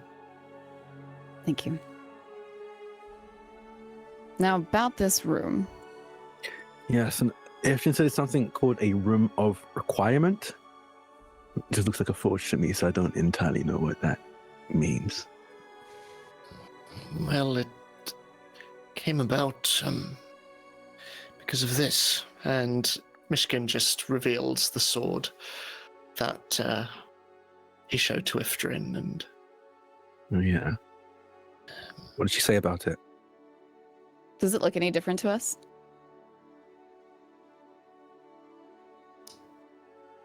I wouldn't say so, save for the single stone that is set within it now. But Wally wouldn't have even known that was new. Yeah. Didn't examine that much. Cool. I think Outside- Kallisto would notice it, but wouldn't say anything. Outside of the fact that it is made of an otherworldly alloy. Not How much do you know else. that? Well, I don't know that. That was Ifrit. Iftrin? Yeah. Interesting. She would know that kind of stuff. She's very good with rocks and metals. And it appears this blade of second chances, as we've taken to calling it, it's not just a moniker. It is broken hammers repair themselves. Entire rooms can be built out of nothing. It is a weapon, but it is one of healing. I do not quite understand it, but it's forged by the Great Phoenix. An entity The Great Phoenix. Yes, an entity I'm not entirely familiar with, but it is divine in nature. Have I heard anything about it, RoBear, at all? Other than what you guys experienced inside the cave whenever you met the disciple of the Great Phoenix? No, probably not. Unless you've done some work trying to learn more about divine entities, in which you can roll a religion check if you want to. That is kind of true. I will attempt. Let's see.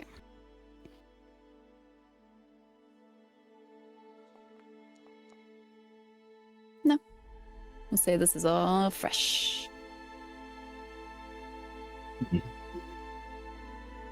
mean, as long as it's not dangerous, it's always good.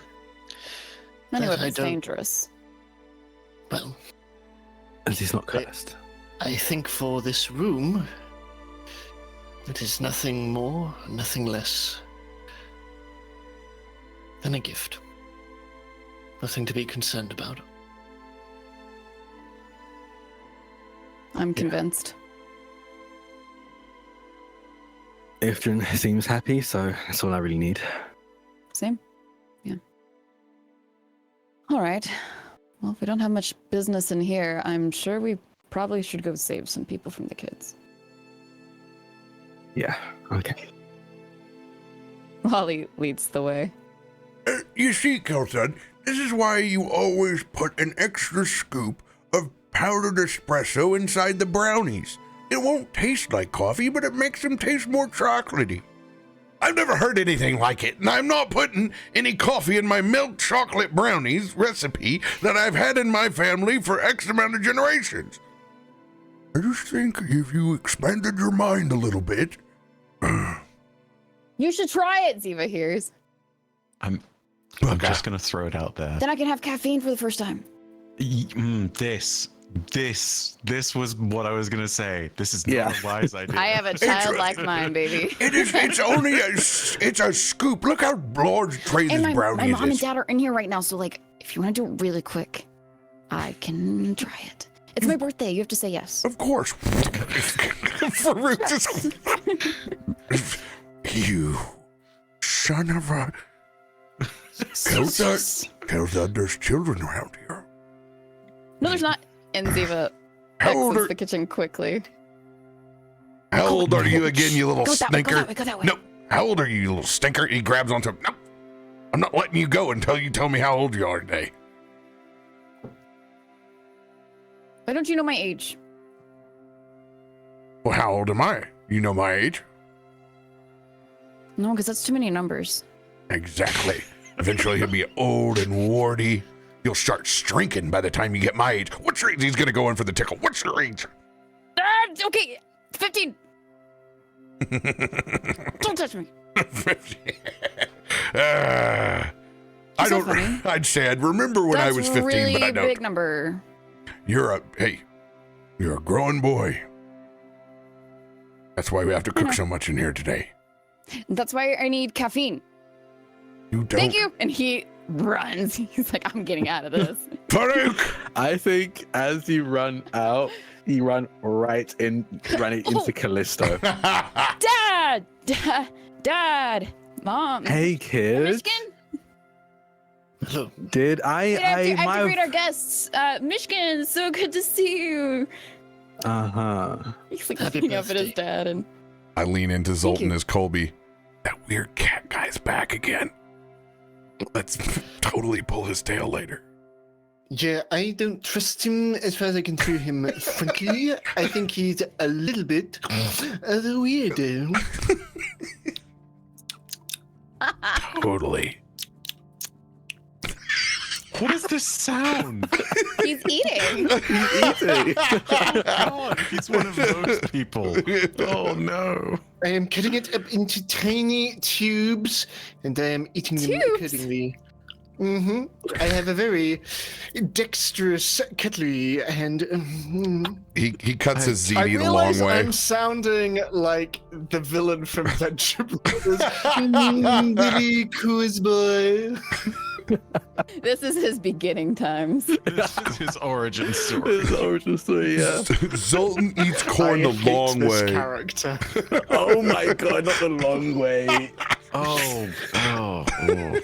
That's just weird, man. Anyway, don't ask anybody in the kitchen about the brownies. I heard they're gonna be great. I'm I gonna roll wasn't allowed to perception. know. Oh, God. I Yes. didn't hear it. Okay. That or it's system overload at this point. Everything's a psyop. It's just disinformation in your head. Happy Did we open my birthday. presents yet?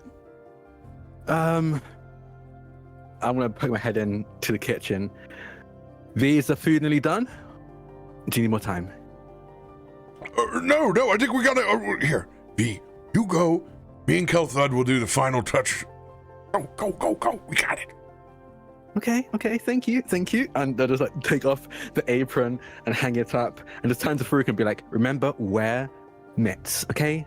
Dwarven forges and ovens are incredibly hot, even if you have resistance to it. And then we'll step out of the kitchen. What is Ziva's favorite dish? What is the final thing? But every kid's favorite dish is pizza. Is there another choice? All right, so we have like 5 homemade pizzas going at the same time, and Faroük can't resist. He's also got a baked ziti and a lasagna going as well. Yum. And, you know what? Italian food galore. 100%. There's also the a Italian tray. dwarves from across the way. Exactly. Some serious Bosco sticks that Colby's been eyeing up. They're all stuffed with mozzarella. Mozzarella. You know what? I don't even judge him. I get it. I'd be there. Well, I think in this if world, B getting kicked out, she's like, "You're gonna leave them alone in the kitchen." I've done anything that takes more delicate hands. They can handle everything else. It should be Yeah, fine. they can handle everything else, which is why you shouldn't ask anything, Ziva. I was talking. There's mage hands He's just flying like, it all doesn't matter over the if it's kitchen. birthday.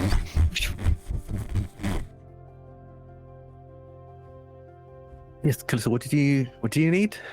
Ziva here is excited to open their presents. I feel it'd be best if we have everyone around for that. Just wanted to check. Presentine, open it up and see what's inside. That's what I want.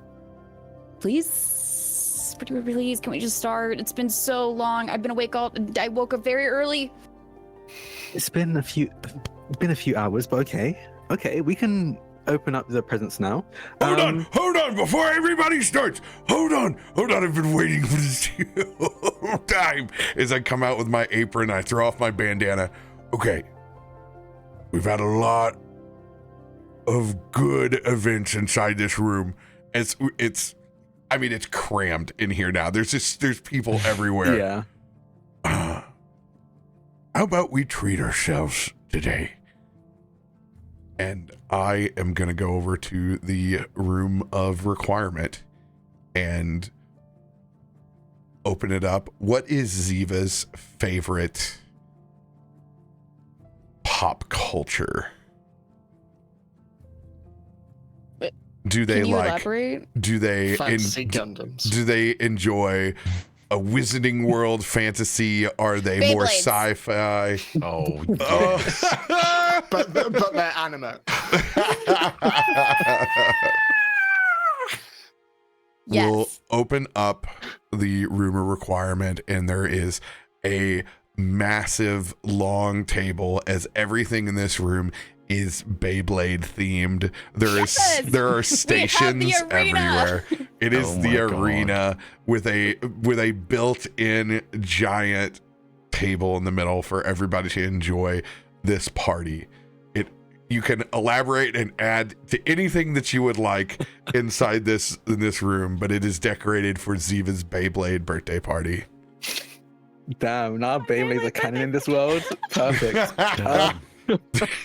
Kid me is unbelievably jealous, by the way. God damn, this sounds awesome. Drak, we're gonna need you to write the mechanics for Beyblade inside of 5e. It's very funny you're saying this because I'm actively thinking about how this would work.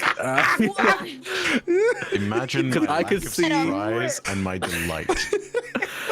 I could see Beyblades being like an actual weapon or tool used and like Yeah. enchanting it. I'm thinking it's about fantasy it. enough. The creatures can Yeah. actually be seen, invisible. Yeah. I'll think on it. Kelthud Beyblades versus and the Sky Guard. Faroük we're bringing all the food in and loading it up. Come on. V all and Ifdron. I think you definitely. I forgot to like roleplay that, but I think before all of this had happened, there was like a hushed conversation between V and Ifdron to be like, "Where did the room come from? I didn't remember paying for any renovations." And Ifdron's like, "I swear I don't remember it either. I was working on a sword and the room appeared. The room appeared? You're telling me a whole room appeared while you're working on a sword?" It's weird. I know. I promise I didn't do anything. We don't have the money to put. I'm pretty sure the room is magical, so I don't think we have the extra funds to make a magical room, let alone an extra room. I promise it was all the sword. Okay, I believe it. I'll believe it for now. We're gonna look into it a bit more later. Now, We have a lot on our plate right now. We've got a lot of people to master feed, foods to cook. But later, we're going to talk a little bit more about this and figure out what we're going to do next. Because if it's just a magical extension with a whole forge behind it, we're probably going to think about how we're going to be, I don't know, prices for your work now. We're definitely going to bump that up a little bit more to make up for the better tools we're using. Okay, let's celebrate Ziva's birthday, okay? That's on a wives conversation. My husband would never respond that much. Like, that's two women for sure. Eric's like, yes, dear. And then at the end, I love you. And I was like, okay, I love you too. Thanks for listening to me. And then they'll join. And I think as they enter the room of requirement and see a different room, because I don't know if they really clocked on that it was a room of requirement, like, because when they opened it, and every time they opened it since, it's always been a forge. So they open it like, this isn't the forge. And looks at V, and V's just shaking her head and just walks in. She doesn't say a word to If, just walks in, shaking their head, and will help power the foods and the drinks and get them into this party room as well. I just want to say you start hearing the Beyblade theme. Like you start hearing the guitar, the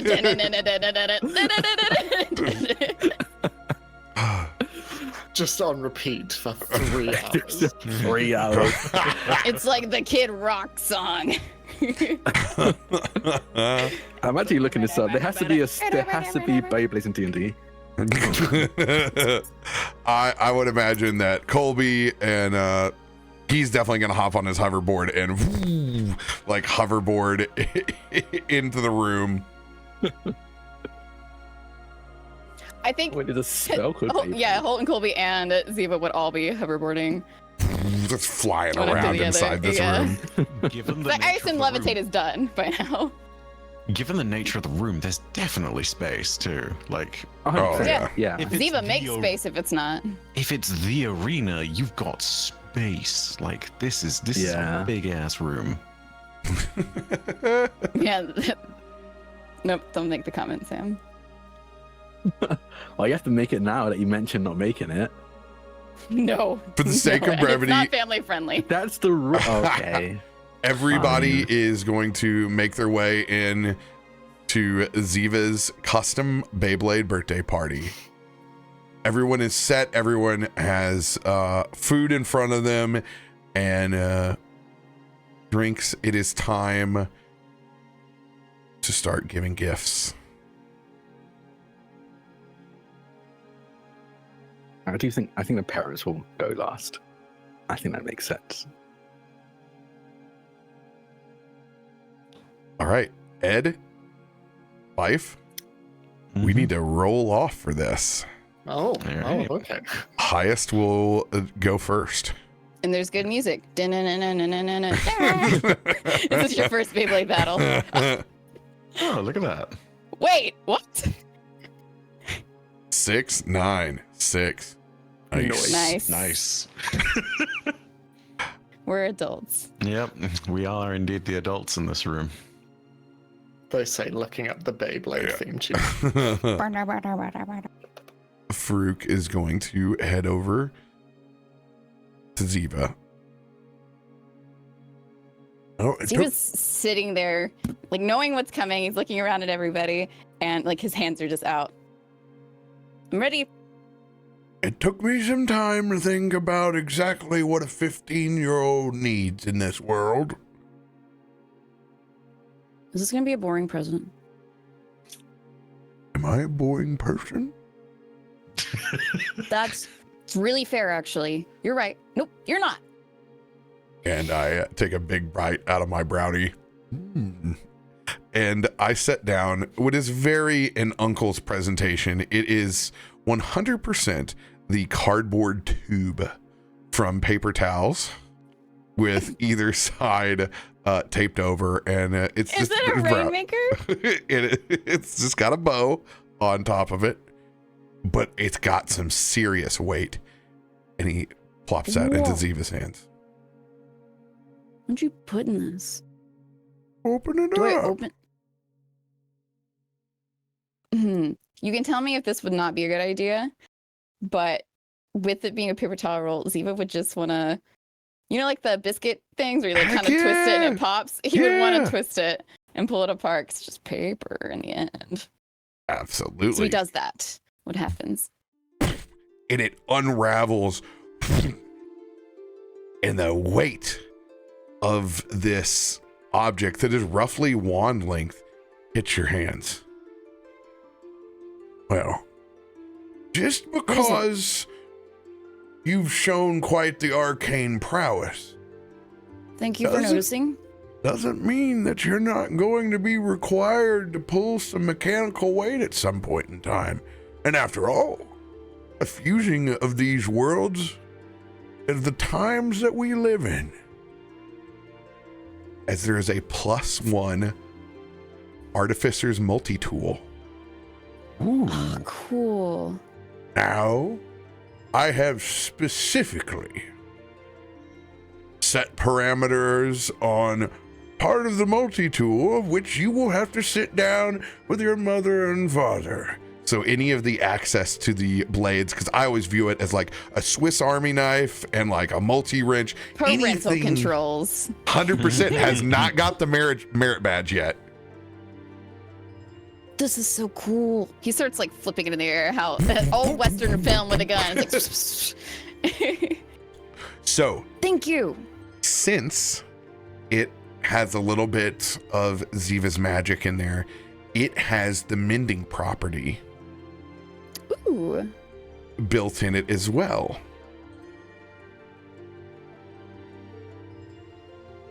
Well, with how much Colby and Zoltner tripping.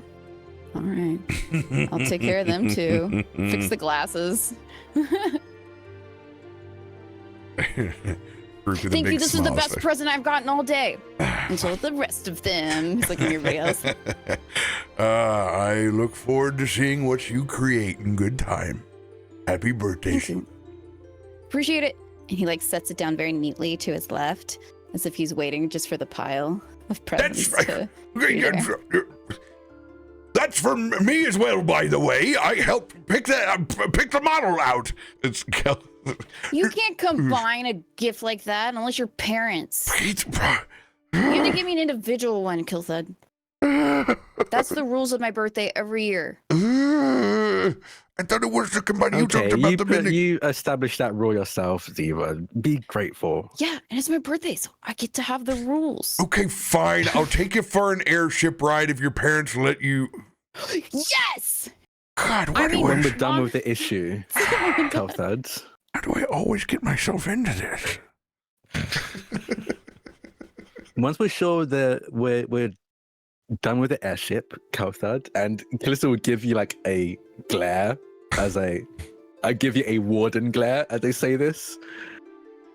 He's 15. So I can almost drive an airship. I can get my permit this year. Mom. Ziva steals the airship. Oh my god. You know what? This is absolutely an adventure that would happen though. Like, This is our beach episode. The second gets- time that he runs into Sky Marshals, it's legit carrying Sky Marshals that pull him over and like, what No, are it's you a police doing? chase. What are you doing? You'll never catch me. Oh God. Okay. All right. Thank you. I appreciate it, Kilthud. My answer is yes, but you have to fight Mom and Dad later. Next.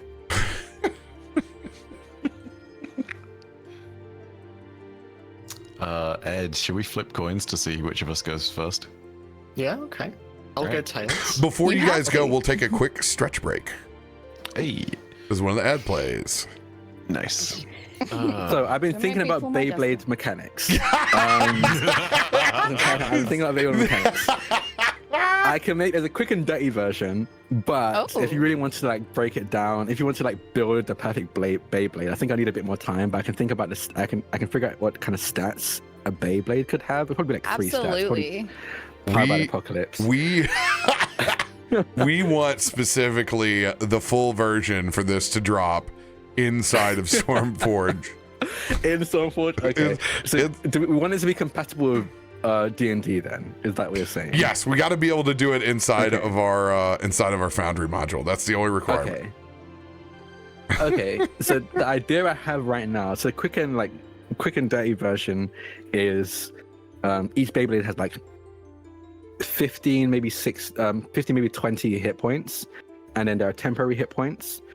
And the temporary hit points represent spin or momentum.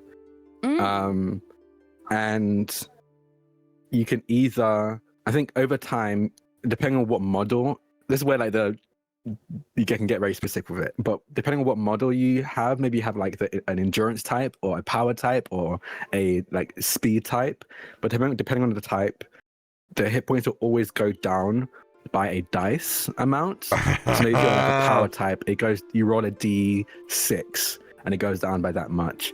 If you're like a like dexterity type, it might be a d4 and it goes down by that amount. And each type has like an attack that also costs temporary hit points, but can deal more damage than what is typically lost from just spinning to other Beyblades.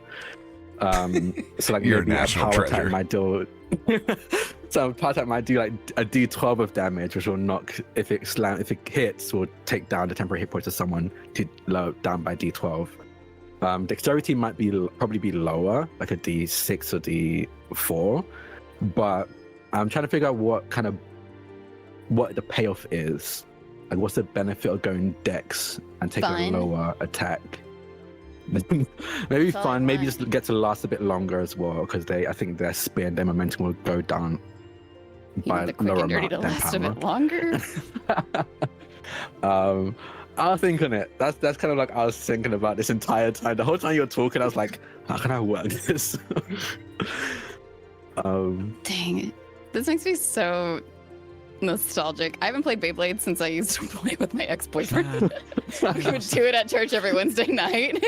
It's so fun. It is the way of the 10 Lord. since I've last even heard or seen anything to do with it, and it's cool. So good. I played it in Big Bad because I brought You a bunch to Big did. Bad and had a little tournament with everyone. It was very You fun. gotta do a class Since this year. I think I might do like an actual event. Like it's gonna be called Big Bad Beyblades. Fuck yeah, dude. And we're gonna do that Big Bad. No, That's Big the Bad goal. Babes. BEYS. But yeah, I wanna make it like a proper event. It's gonna be interesting to do because there are so many types of Beyblades out right now, and they all have like differing levels of power in a ring, and I want it to be fair. So I'm probably gonna have to like make it like standardize it in some way. But I think I'm gonna make sure no one's betting money because I think that's illegal. That happened last time. It got to the point illegal where if you people get bet caught. money. Sam, no, legends, don't do that. That is not advice. Is Loa here? My lawyer friend, are you here? I only do crime in games, never in real life. I'm fully gonna after this. I'm gonna sit down and think about Beyblade rules. Sam, I'm gonna sit down and look up your record. See if that's Wait, what? true. Or did you lie Oh, to look at your me? record. Hey, you I have know a you're a different criminal. I don't need name. to look you up. Yeah, actually, that's called my maiden name. We tend to have two. Sure. Maiden name. I Okay, did grow more up like- under another name. More like Whoa. alias.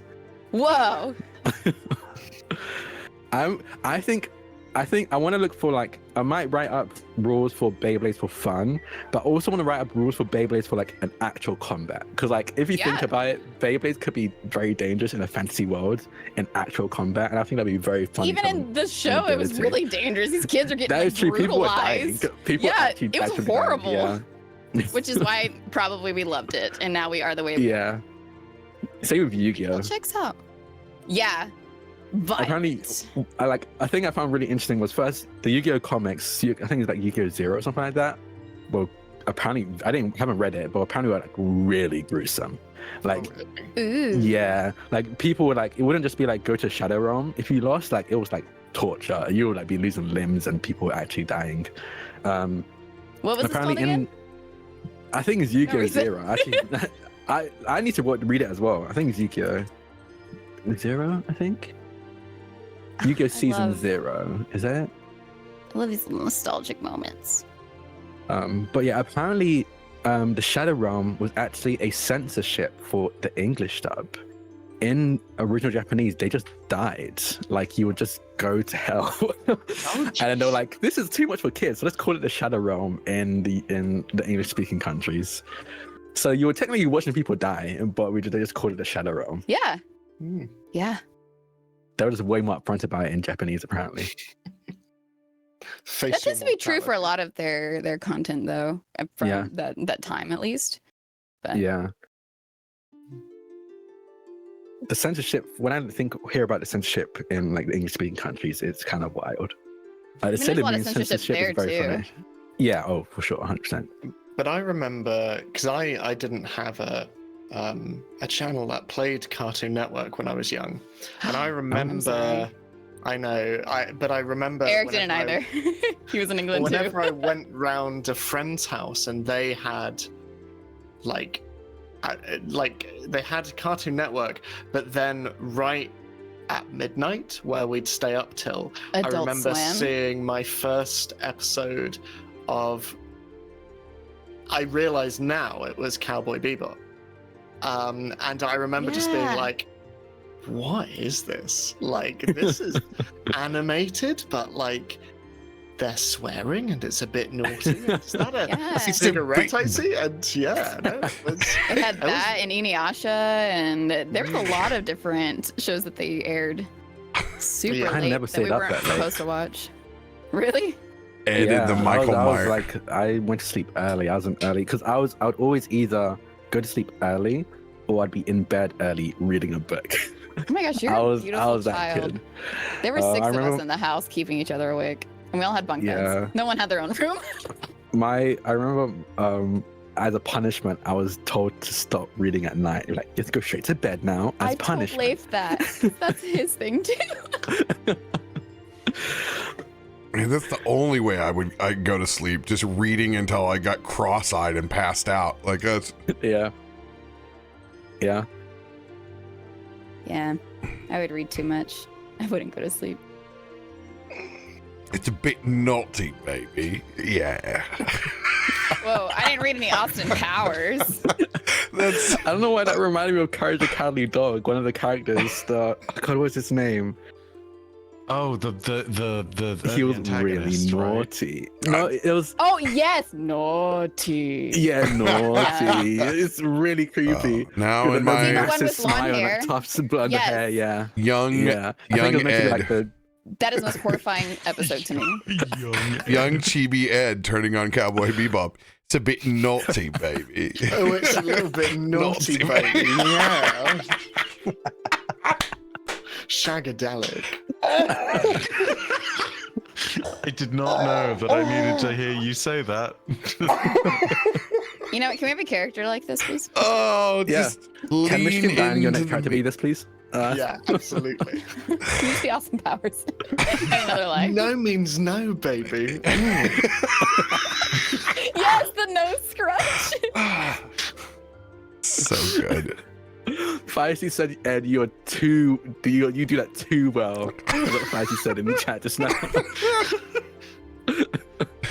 I'm not gonna Yeah, lie. my 31 years of practice of my Austin Powers impersonation.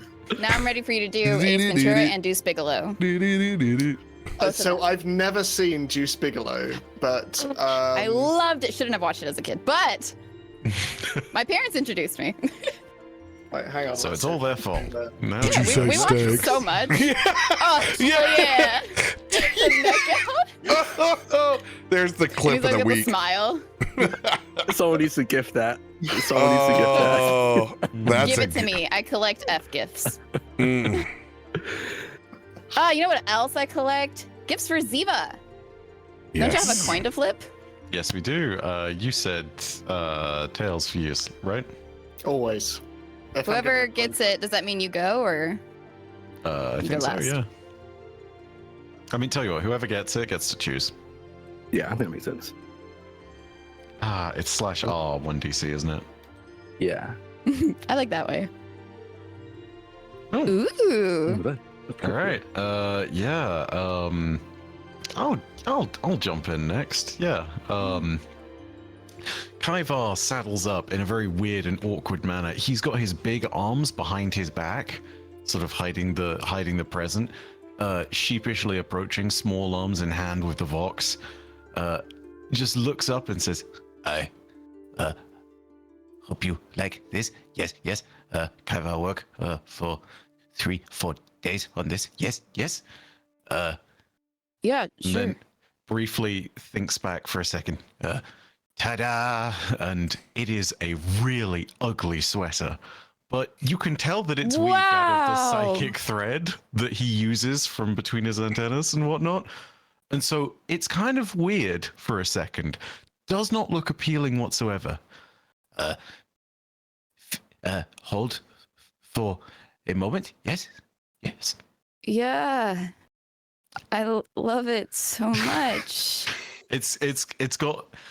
Okay, so hang on. I need to double check all the way back because it has Ziva written on it. It looks like child scrawl because Kaivar this is not his language. He doesn't. Yeah, it's very much like a, oh my god, what the heck has just been done kind of thing. Go ahead. Even like, thanks, an avocado. Yeah, that's exactly it. It's vaguely like that. Oh god. Here's the other thing. We'll say odds versus evens on this one.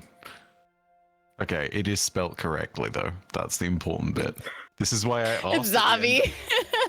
Oh, it's words. It was going to be Ziva with an X or a Z. That's why I asked at the end of last session. He probably would have thought that's cool though.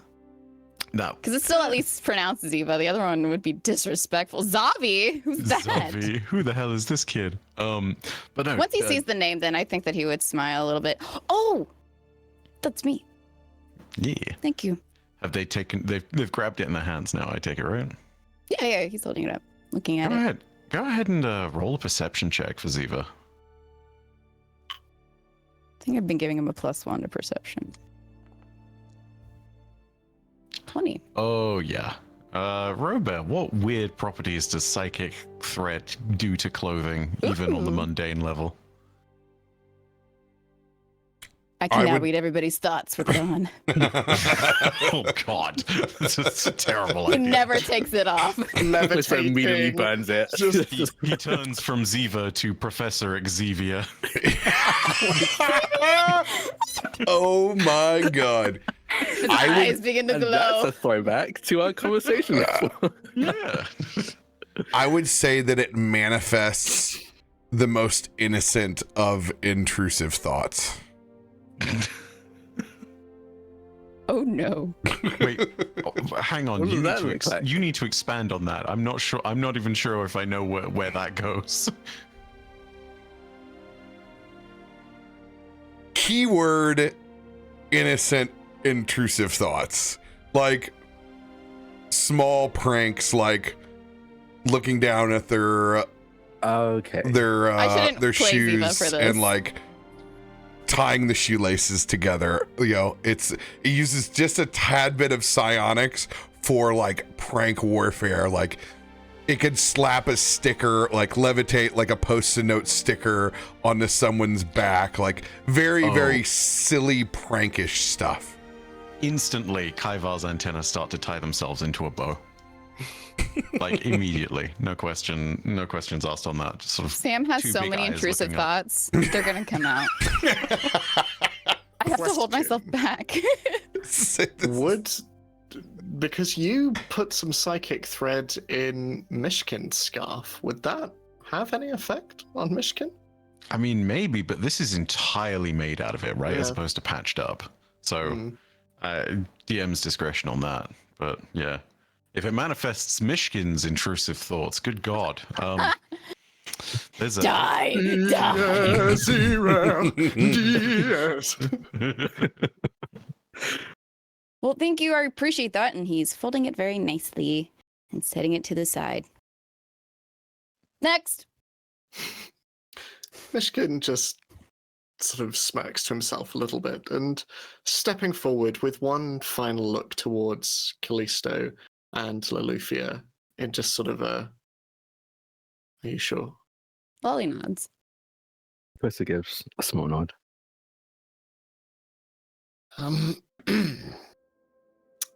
This is not quite as fancy as some of the other things that you've received, but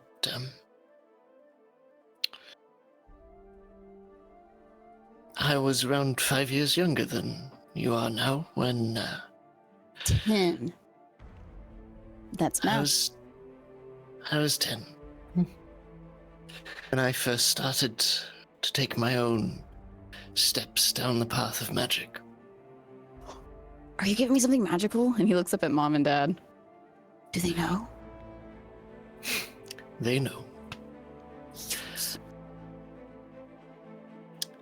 This is not a path to be taken lightly, and I know you will not tread it frivolously, but consider this a journal of sorts to mark the way. A journal? I have made a little head start for you in there. A couple of simple spells. If you ever find yourself in a tight jam. Have you handed it to him yet, or no? He, almost to display what is possible, just casts his mage hand and reaches into his satchel and places it in his palm. This is pretty cool. He's flipping through it. You said there's 2 spells? 3. So there's Prestidigitation, and there is Mage Armor, and there is Shield. Okay. Dude, where was Mage Armor really on cool. my birthday? Thank you. I really appreciate it. This is really nice. Oh. And it's really pretty. It comes from my own book. You know,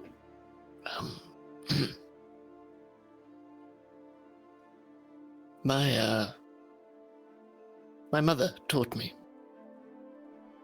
I thought Magic? perhaps, well, I was not particularly good when she did so, but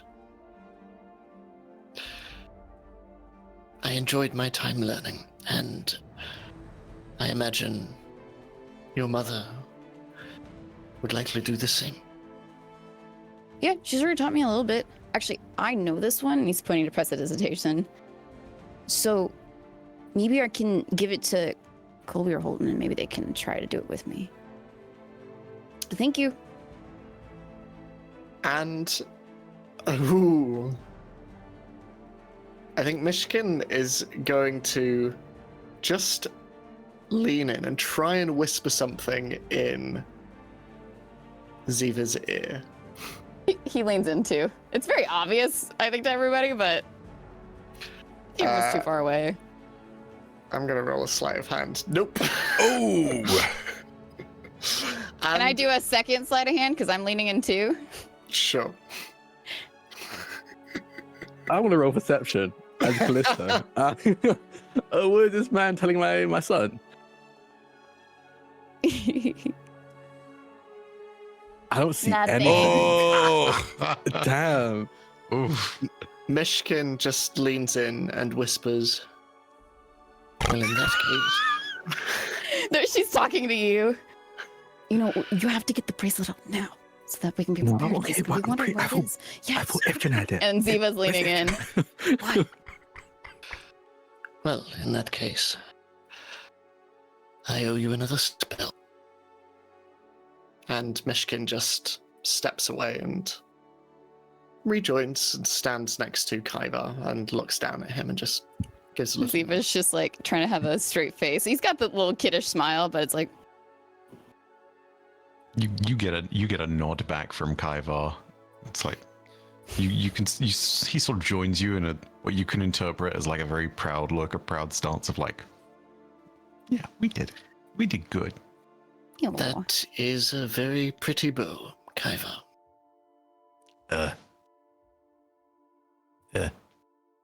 Thank you. You can see this intense effort, like you're trying to like squish in your forehead with all of the wrinkles as Kaivar's chitin kind of like tightens a bit as he's deliberately trying to untangle this knot, realizing the slight prison of his own making that he's got himself into, trying to do that with just the movement of his antenna. It's a little tricky now. The invasive thought was a strong one. And then I think that it would be. Are Ifrit, V, Lolly, and Kallisto all kind of giving the same gift? Because it was a family gift that we've been working on. Yeah. Oh no, Yeah. I need you to come up with individual gifts for all of the NPCs you Sorry, guys are I play Ziva, and Ziva expects one gift from family. It's always the best gift. And Sam ain't got time for that. I know. Kelthud combining the gift because I forgot one for him really set the precedent. That's right. I think V will come in with the gift. I think V is the one with like the touch for aesthetic to wrap the gift up in like beautiful wrapping paper and a bow. So they come in Pause. with I want to say this is after like all of the mundane gifts of things that he receives, like extra clothes. Things like, so he has a pile of other presents that Lolly and Kallisto were wrapping, or what Lolly was wrapping and Kallisto was sitting. So okay, we bought it together. I'm not I good already at wrapping did half of the duty. But yeah, so. But 100% agree. Like there's a pile of the mundane, new clothes, small pairs of socks. He's always ripping through them. New pillow sheet or pillow, cases and bed sheets. But yeah, and then Ifrit will come out with the main gift from the family. And it's in a small, I think it's in a small, not even really more than the size of a hand kind of box, wrapped in, I think it's probably like a lot of like bronze and gold and brown wrapping paper with like cogs and wheels. Oh yeah. Kind of motif around it with a kind of golden bow on top. And Ifrit and V just goes, "Here you go. This is from Ifrit and your parents and I." He doesn't even say anything. He just digs in and like pulls all the wrapping paper off. Is it in another separate? It's in a box. I think it's in like a wooden, like a wooden kind of thing. Yeah, exactly. Yeah, and I think on the top it's there's like an etching of. I think just the name Ziva, just Ziva in beautiful like calligraphy etched into the wood of the box. And then he opens it up. Yeah. Do you want to describe what more this looks like for us? Yeah. It's a bracelet. Very much like your almost charm or bead bracelet. It's made of a bunch of different beads and charms kept together by what you'd think would be just a length of string, but it's actually made of a fairly flexible, almost like not steel, but like almost like a steel cord. Flexible, able to shift and bend with the shape of Ziva's wrist, and each bead that it's made up of is a different precious stone or gem or metal that we, Loluphia and Kallisto, have found on our journey this year as wardens. And we just kind of compiled it, brought it to Ifrit, and Ifrit would shape and chisel and carve it into the size necessary for this bracelet. Amongst them, you can see the metal of the lightning rod that we got from the airport, that Loluphia got from the airport from Myshkin's batch. One of them is a piece of the obsidian carved into the shape of a bullet that's been added to this bracelet, as well as other gems and rubies and crystals and emeralds and precious stones. And I think the moment Ziva holds onto it, there's almost like a, not pulse, not like pain, it's almost like a tickle in the back of the hair, like behind the eye, just for a split second. With an energy. yes, like an energy, as Ifrin's edition almost attunes to Ziva, and you can see Ifrin to the side just bouncing up and down on their feet, kind of watching Ziva's reaction, and doesn't even wait for Loluphia or Kallisto to speak. Just go. It also has a spell in it. It has five familiar. You can have a familiar now. It's to keep you safe, so if you're ever in trouble, you can send your familiar out, and then they can come and get to us and tell us what's wrong and where you are and lead us to you. How do we pick one? Do I just pick one right now? Just pick one. Just what do you want? I mean, for now, it can be very fluid and flexible. Once you pick one and stick onto it. I have an idea, and this is where my roll comes in from last week. So I pulled up a chart of familiars, and I did a 1 through 20, and I rolled a 4, and the fourth on that list was a crawling claw. So it's like the thing. The thing. Yeah, thing from Adam's family. From Adam's he family, has a creepy, crawly hand, and you see him just like, I can choose anything. Wait, I saw something the other day, and he just manifests this claw, and it's kind of hairy looking, and like its nails are long and really grotesque. And he's like, oh, that one's a little weird. The nails get shorter. That's we can ask where Ziva just saw a severed hand the other day. Like, is no one gonna No. pick He up saw on a that? familiar. Oh, okay, all right. Yeah.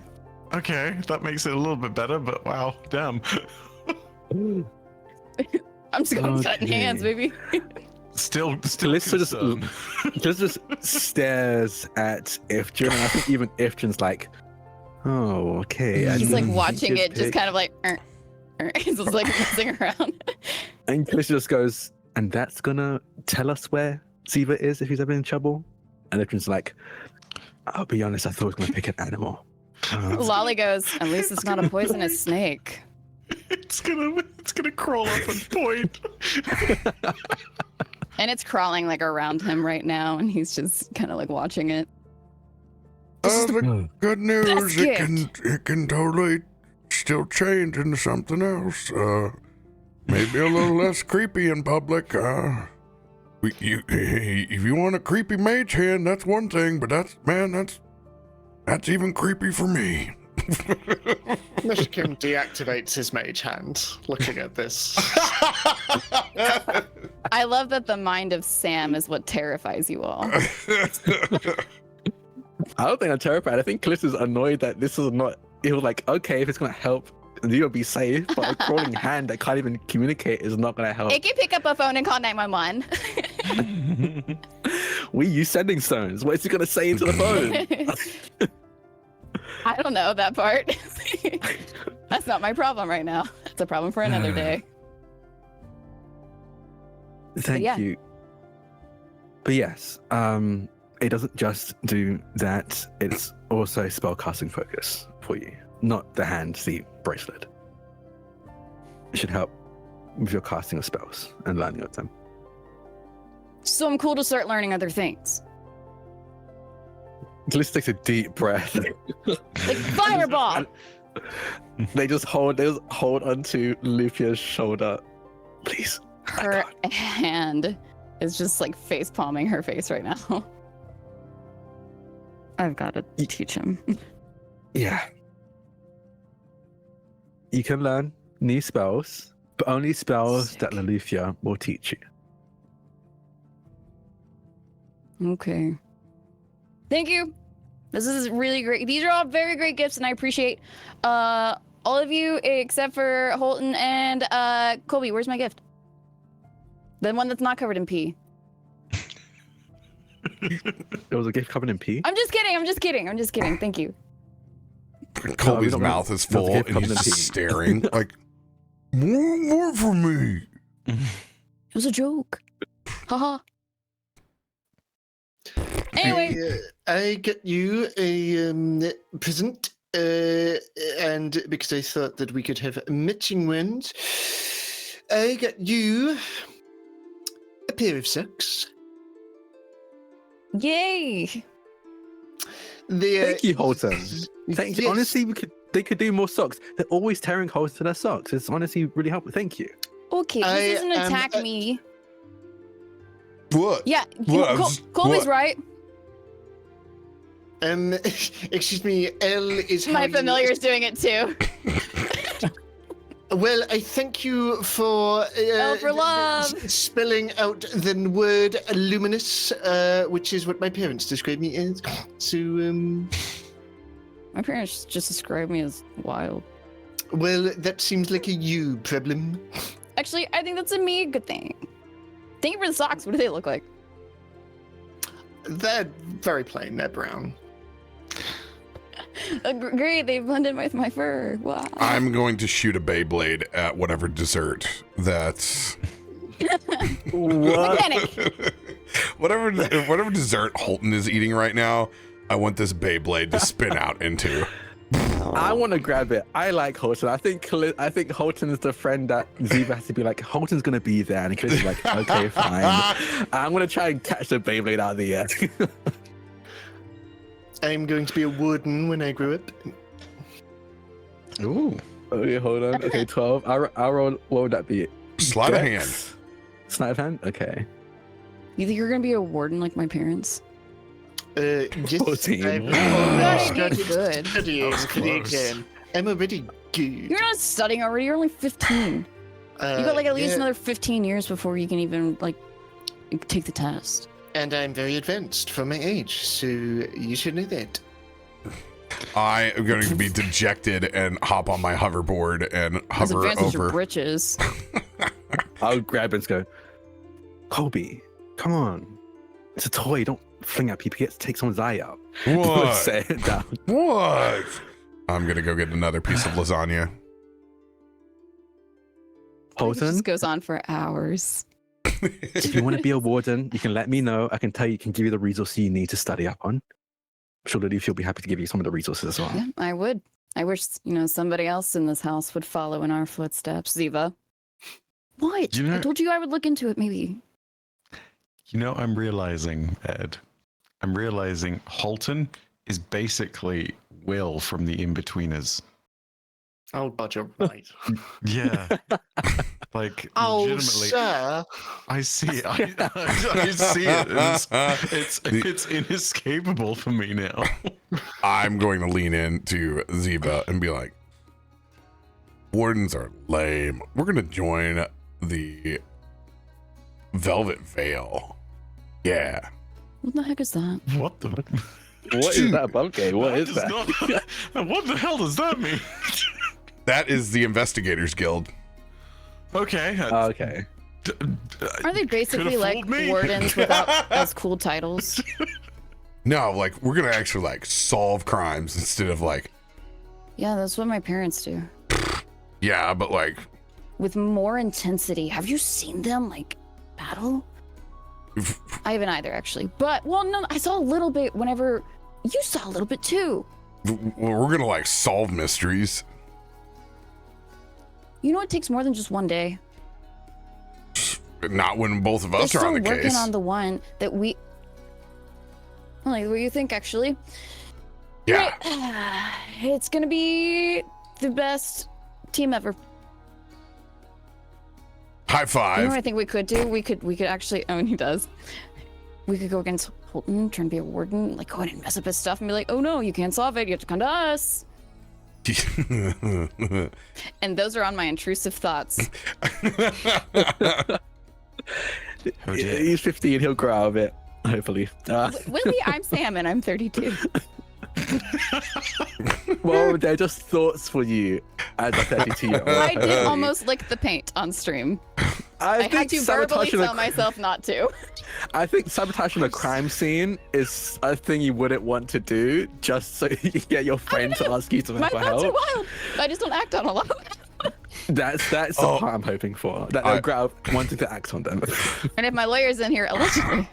It is. It's the violet veil. It's not the velvet veil. I was gonna The Velvet say, Veil this sounds like a this different sounds thing. like a very different organization. But we It's should not because have that's the my- aspiration of joining. It's cabaret. I'm cabaret. That's because that's Beth's Velvet Welcome, Grundle, bienvenue. the vampire, Welcome. the vampire Roadhouse is. Oh God. God damn it! It haunts Better me than to the this Texas day. Roadhouse. Oh, it's something, all right. Maybe you'll meet Beth someday in his velvet grundle. No. Anyway, this party's been great. Yeah. Late into the evening. I feel like Ziva would be so tired because he didn't sleep. He's been trying to push through so that his parents don't know that he was up all night. And he's actually just like crashing. He had those caffeine brownies. He ran around with his friends. Hoverboarded probably too hard and ran into a wall. Yep. Yeah. So he's ready for his friends to leave.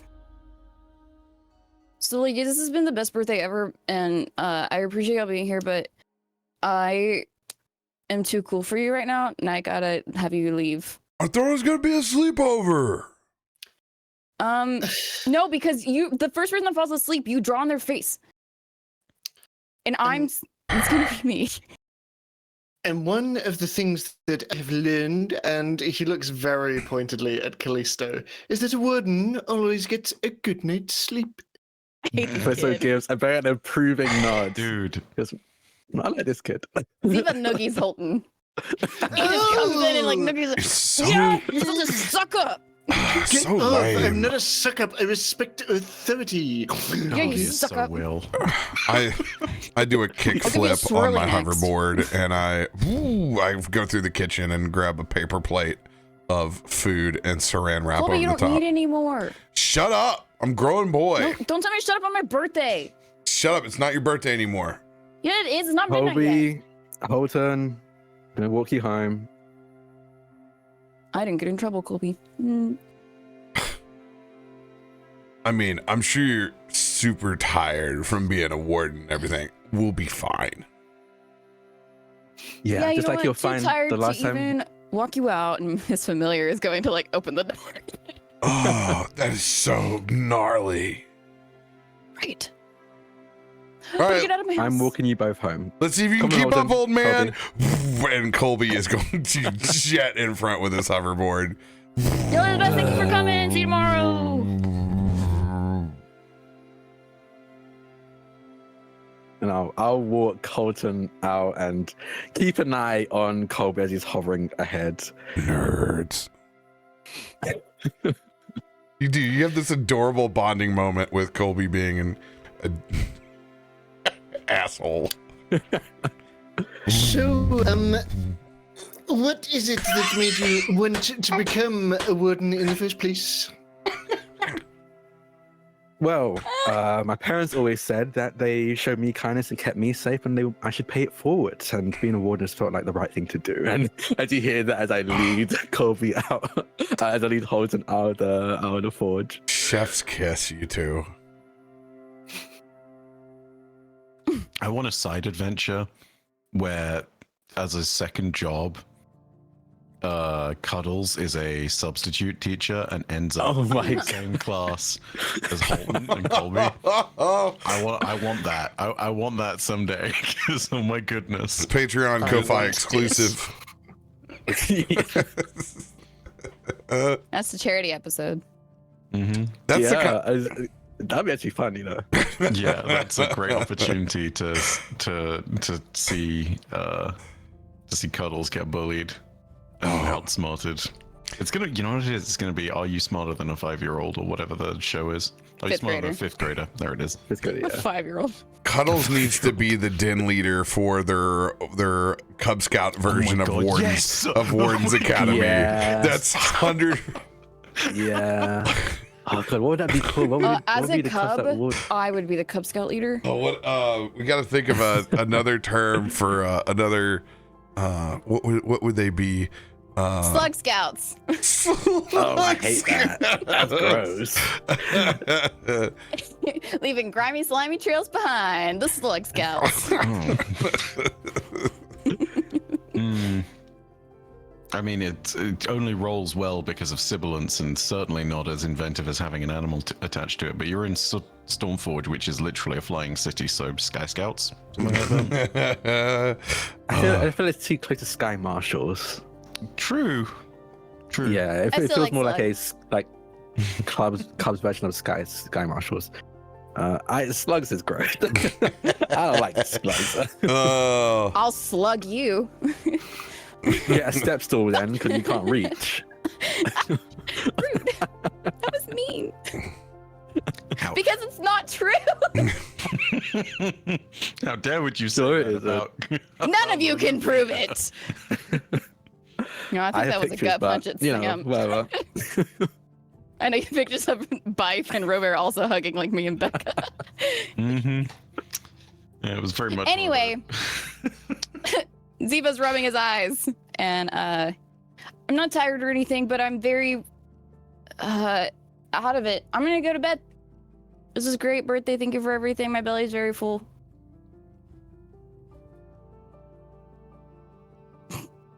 Kallisto's not He's here. he's talking to like the group. Yeah. Yeah. Myshkin just nods and, well, I hope you have a peaceful night. Tomorrow is the start of a new year. It's not New Year tomorrow. A new age, then. Is it? Oh, I get it.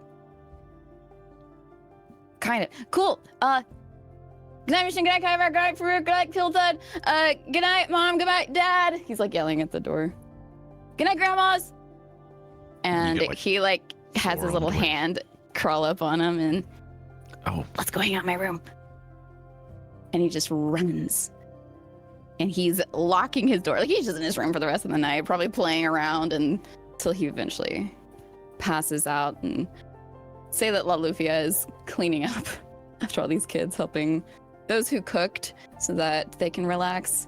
So she's in the kitchen, putting dishes away and wrapping things up, putting them in the fridge, tossing out the plethora of cups that were constantly put out because people didn't write their names on it, so they weren't sure if it was their cup. So they kept grabbing new cups. And there's like triple the amount of cups there should be right now. Farouk, I assume I called you Farouk again. God damn it. yes. RoBear. What would RoBear, you I like to assume know? nothing goes. I think nothing goes wrong when I drop off Halton and Colby, Nothing right? goes. You were Okay, cool. an absolute steward. Okay, perfect. So that I think I'll be back at some point and help Loluphia with the cleaning up. I think before that, I think Loluphia, as you're cleaning up, you would just hear a to one side, and you can see that Mage Hand's active. Myshkin is just like sort of making the dishes squeaky clean with a towel and just. You can put a little bit of pressure on one side without it the other that's already dry. That's what's causing the squeak. Sorry, I used to using my hands for arcane, not suds. So it's gonna be arcane. There's water. Can make bubble animals. I've never done it myself, but you could. I know you don't need me to tell you this, but you have a remarkable son. I know. Thank you. Although I'm pretty sure he stayed up all night. There's no way he would go to bed this early. Of that I have no doubt. Thank you for coming. I hope you had fun at a kid's birthday party. Beyblade birthday party. Glad you were introduced. I hope you love the franchise. I don't quite understand all of the lore, but I understand the appeal, I think. You don't have to. Thank God. She finishes up the dish that she was messing with, and I think she's pretty much almost done and leans against the counter, looking at this pile that you still have left. Do you need some help, or do you got this? I have been taking up room on the floor for some time. This is the least I can do. All right. There is I'll take one last thing inside the oven.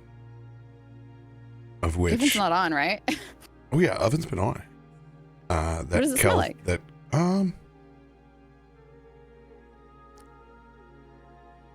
Do you want me to roll to see if I recognize it? it just smells the faintish bit of olive oil. And Okay. Farouk and Kelthud actually go over and open the oven up and pull out this cast iron skillet that's freshly What's in that? seasoned, and it has Ziva's name on the bottom of it. Well, when he gets time to be a little storm warder running around, he's gonna need a good cast iron skillet to learn to cook in. So me and Farouk took the liberty of melting down some of that number 47, should you say? As they've taken some of the iron from the Sky Marshal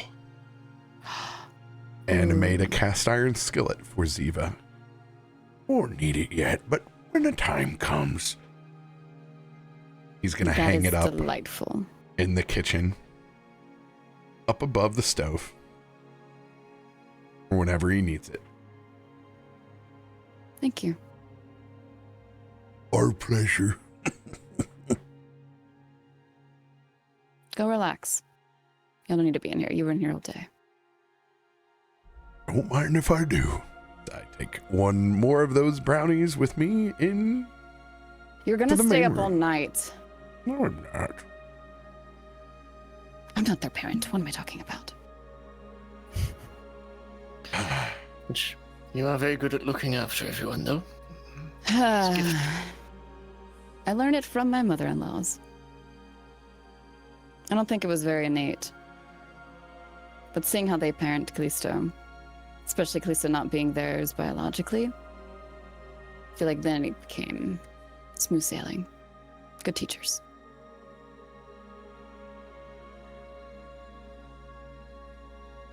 Callisto, Yes. what mechanical devices are inside of the Amber Forge? So like beyond like swords and stuff, what like actual machinery, you mean?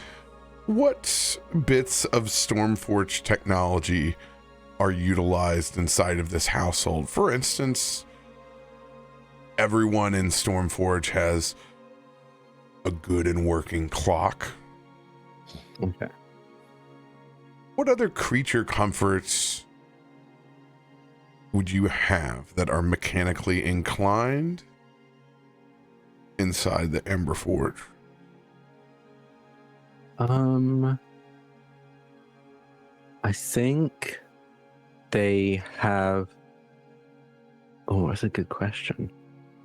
I think most of it is like equipment and tools for working on, like small scale clockwork, like clockwork constructs, or sometimes even just straight up clocks. If you're talking like creature comforts, things that just make quality of life easier rather than like work easier.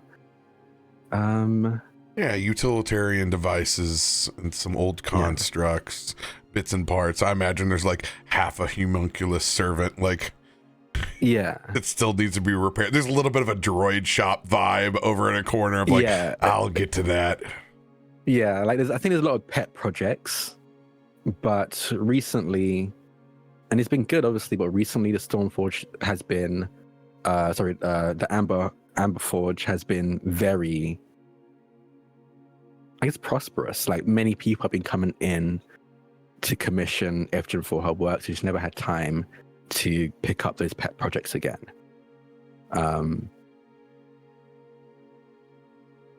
I noted. Can't think of anything else though.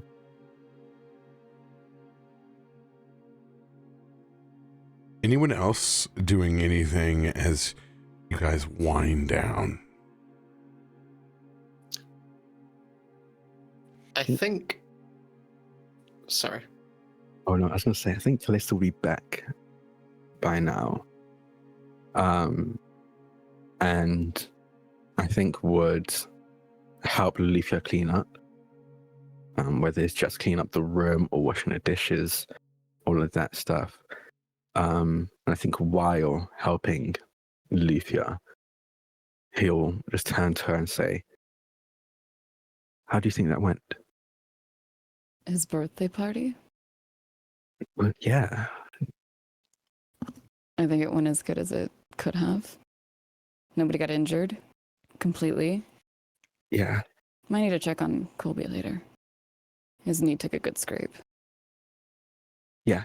I told his mum as well, so I think she'll hopefully be checking up on him as well. Sativa liked it, you think? Absolutely.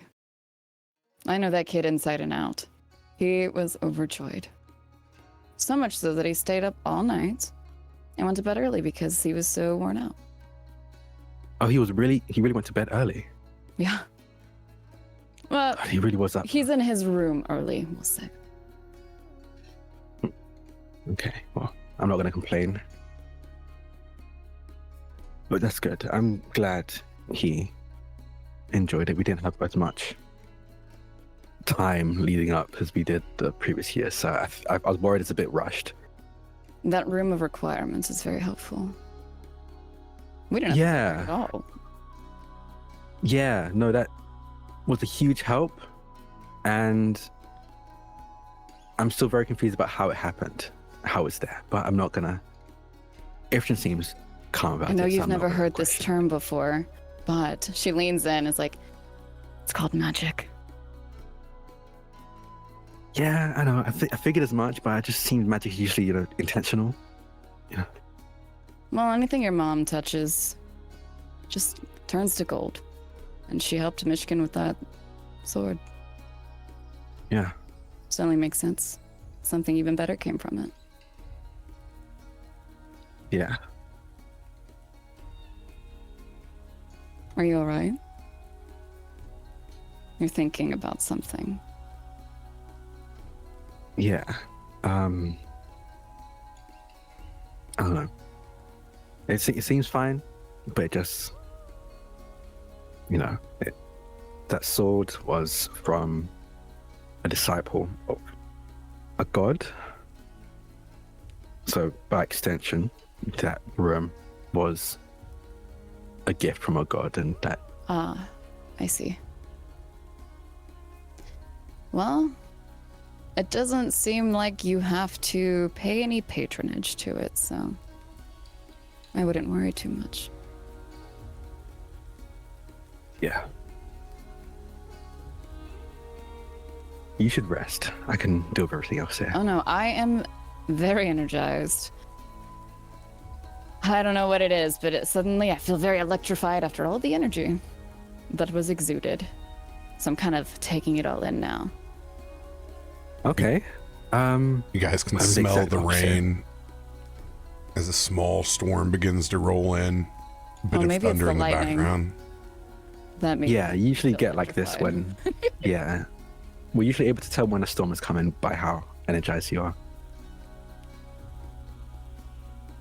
Yep, I love that. That's actually canon now. That's why I just threw that in there.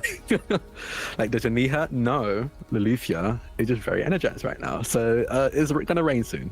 It reminds me of Mean Girls when Karen is talking about it raining. She's like, I think that there's a chance of rain, and it's actually raining. Well, I'll help out and help you with this excess energy, and then you're supposed to get back to work tomorrow. Yay! We have to have our audience still. Yeah. Hopefully Cuddle's got all Probably the speak to- paperwork done. Oh, I'm certain We did he has. majority. He's very diligent about that. Yeah. Yeah, I think we did a good amount, and Cuddles is very diligent with paperwork, so I'm not too worried about that. It's more the actual audience that I'm a little bit nervous about. Well, you speak very eloquently. I think it'll be fine. And you've done this Thank you. for too long. Yeah. They just really piss me off sometimes, so it's going to be hard to hide that. Oh, I can't stand majority of them. Yeah. But that's why we're good at our jobs. Smile Yeah. and wave. Smile and wave. Oh. I think we'll just continue cleaning up. Yeah. I feel like they would like eventually kind of, you tag team that side, I'll get this side. Yeah. And they start going into different rooms. So y'all would see them busying sometimes next to each other, and then one's across one side of the Ember Forge, someone's upstairs wiping down the handles. Yeah. Anyone else doing anything? I think probably just leaning out an open window and just enjoying the rain. Sorry, that's not what I expected a cat to do. You know what? Lolly's going to say that. Expect a cat to do that. I'm not a cat. Sure. A little bit. As T smiles and turns away, you would probably notice more prominently as the rain falls upon his fur and flattens it against his skull. Like two jagged, broken branches. Just stumps. Seeing it, because she's seen it before. You haven't filed those in a minute. Why?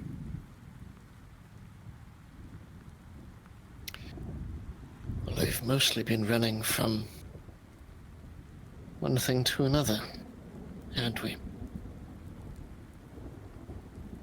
Yeah, but you've had some downtime the past 2 weeks. You're not doing it for a reason.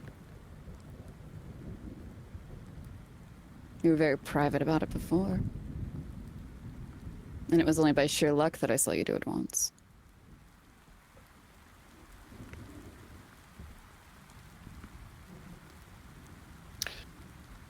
I don't know. That's fair. And I won't pry. I don't mind. Interesting. Is it your comfort level with this motley crew?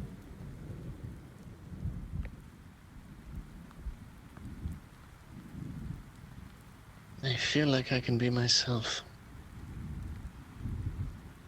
I'm glad. I feel like that too. And I think that's probably true for everybody else. There's so much comfort now.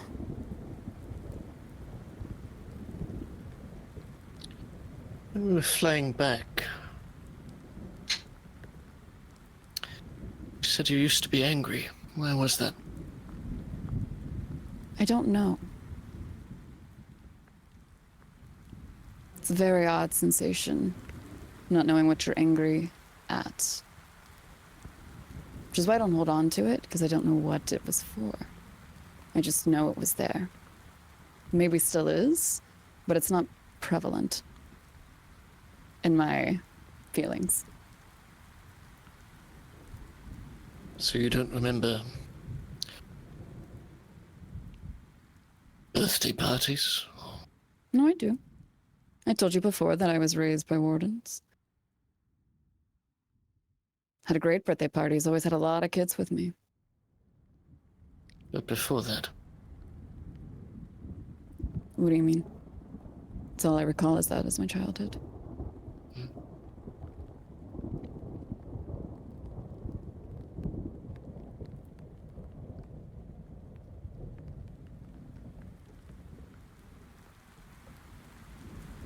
What are you asking, Myshkin?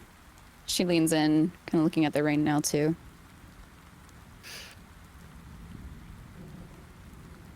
I just,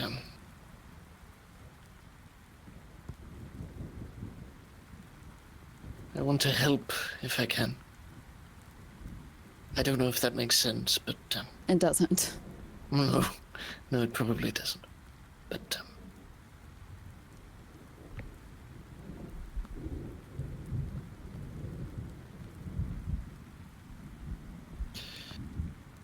we are what we make of ourselves, but I don't know, I suppose there are things I wish I could forget. Isn't it? That's a part of life. It is. But with all due respect, it appears that there are gaps for you. Yeah, I mean, I think that's natural for anybody. There's a lot of things that happen in life. You can't remember everything. But It's are you least not I'm most worried about with that. But are you not curious? I tend to not dwell in general.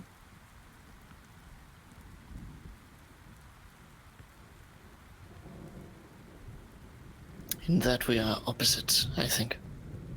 I know. Hmm. You do it enough for both of us. You and Kallisto, actually, y'all are very similar in ways that you both probably don't like. No, I wouldn't tell him that. I'll tell him.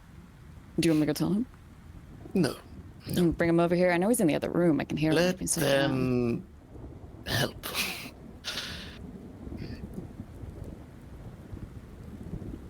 I am sorry if I overstep. No? You've been invited. I just told you we're all very comfortable. Every question is allowed. And if it's too much, I will let you know. I trust you, Myshkin. And I don't say that lightly.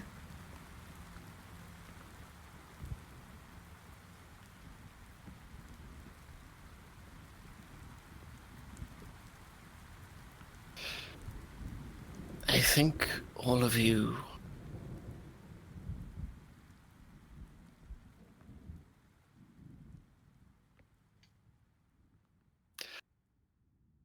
I don't feel shame with you. I'm glad. I think shame is something that is instilled in us as we grow up. I never really had it when I was young. Shame or the lack thereof. Well, one feels fear as a child, but not necessarily shame or embarrassment for what one is.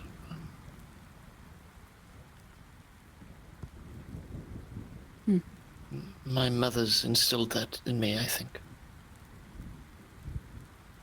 A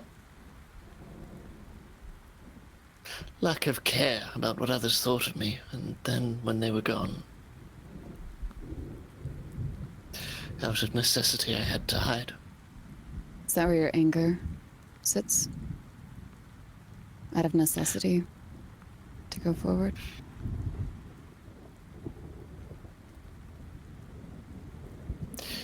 My anger lies only with those who took them from me.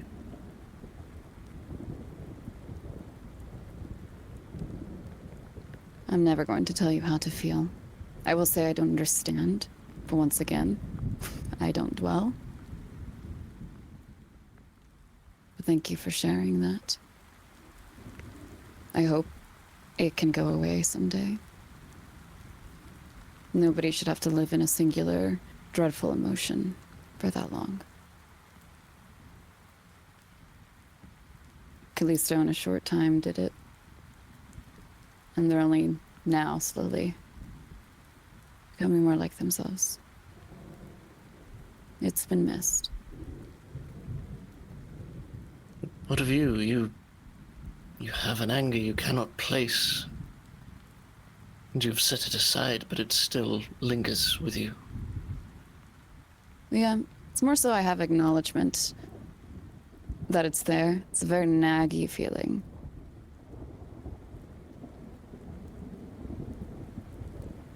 But just because I don't remember doesn't mean it was probably even bad. I might be more mad at the fact that I can't remember why I'm mad. Honestly, I don't know which is better. I don't either.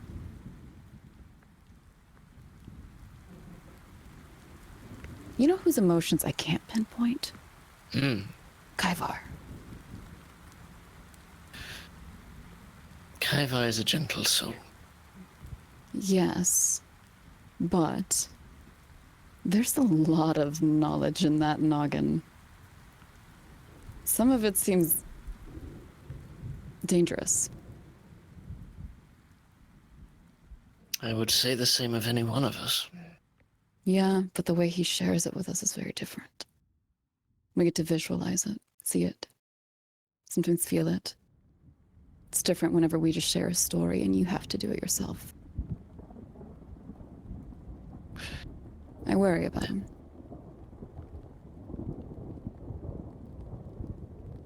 Where are you two having this conversation, by the way? Just near a window, probably near the front room. Sort of with a view into the back of the forge? Mm-hmm. Go ahead and roll perceptions, both of you. Ew.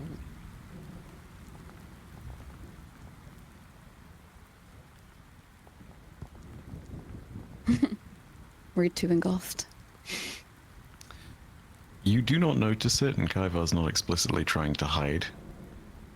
But if you had passed, you would have seen Kaivar picking up his book, hovering at the door for a second, and then opening the door to the room of requirement and closing it behind him. Kallisto might hear that, though. That's all you, Drak.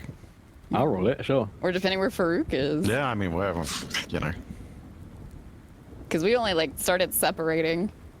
Oh yeah, I hear that. Hell yeah. Mm-hmm.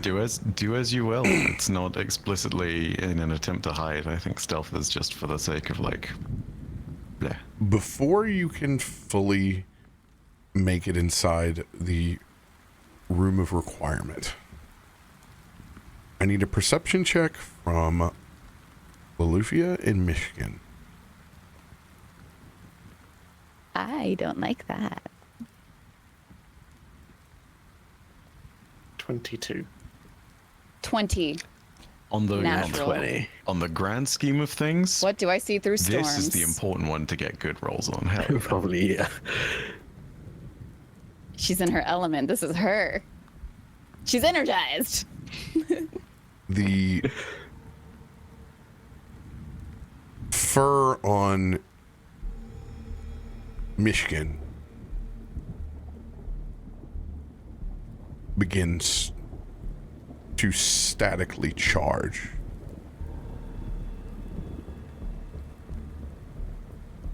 And you can tell that this is just not typical. Oh, I think I rubbed up to too many birthday balloons. You know, there is a large charge coming.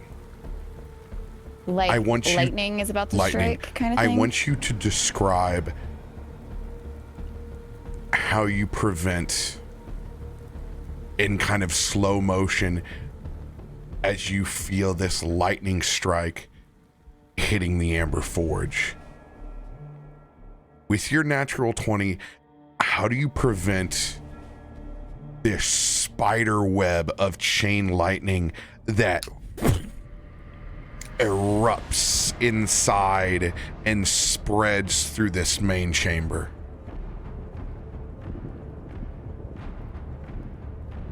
How do I prevent it from hitting inside? Or because we're leaning out a little bit? How do you prevent heat. your friends from being hurt by this?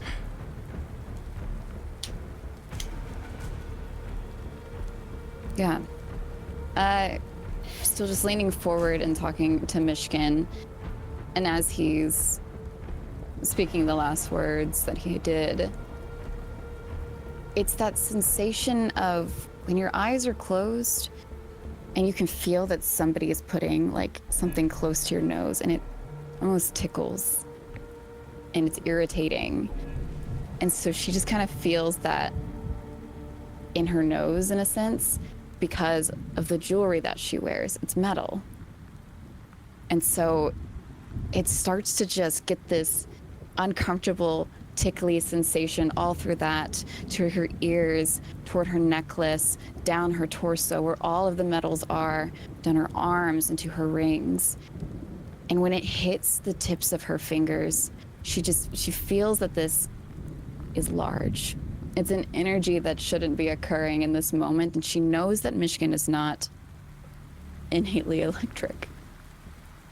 So what she would do is almost cut you off with whatever you had last said before she grabs your shoulders and pulls you away from this window.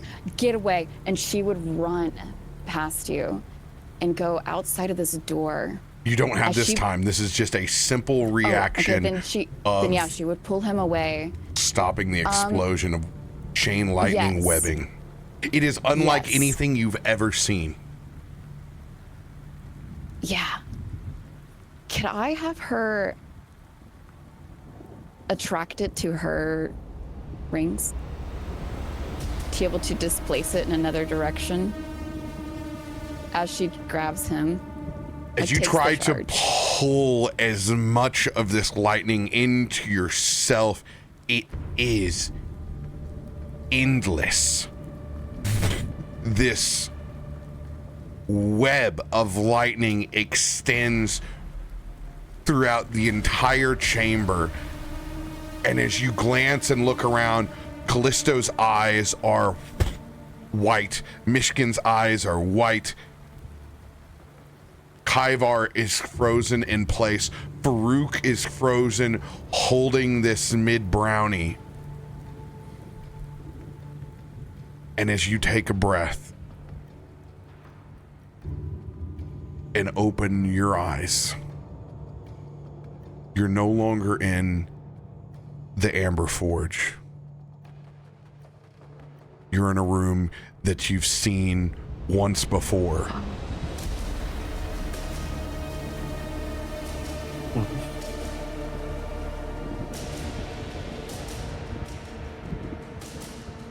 As you stare up at an ethereal body in a room that is created by both the ether and the electricity, this rudimentary internet-like lightning webbing. Darkheart is spinning by your side, Kallisto.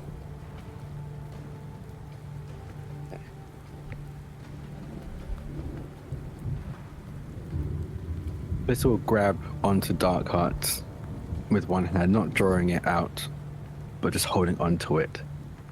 And I think I don't know if I've actually ever asked. Has Darkheart been speaking to me telepathically, or has it been an spoken out loud conversation whenever we've spoken? I think it was out loud because I heard it once.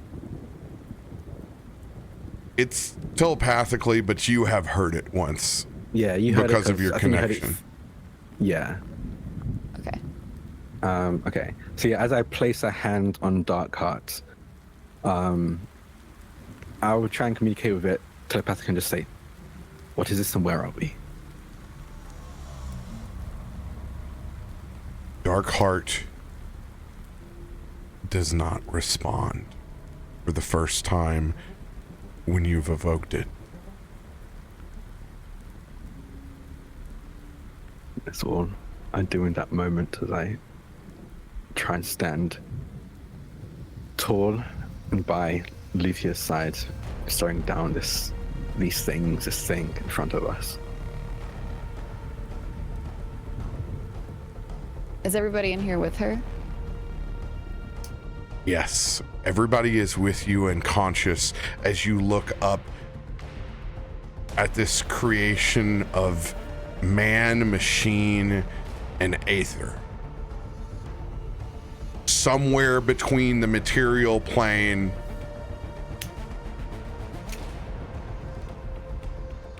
and both the astral.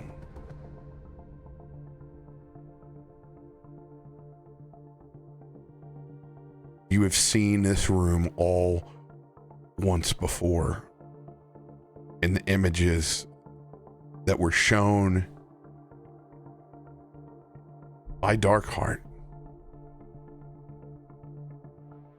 And as you look to these machine-like heads that are on either sides of the wall, you see the one that is missing.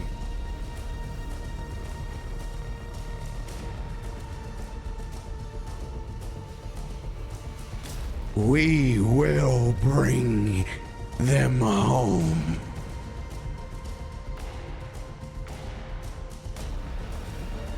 And Darkheart begins to glow with the face of that faithless AI. And then all of them around. We will bring them home. And that is where we will pick up inside of the lightning web to start next week. You are not in your physical body. You are in an in-between existence. This would be very similar to hacking Purgatory. or net running inside of Shadowrun. Okay. As the Well, luckily intelligence has reached out to find you for the first time. Oh boy. Oh boy. Hey, my clip can hold at least 12 extra heads. I'll take all of these on.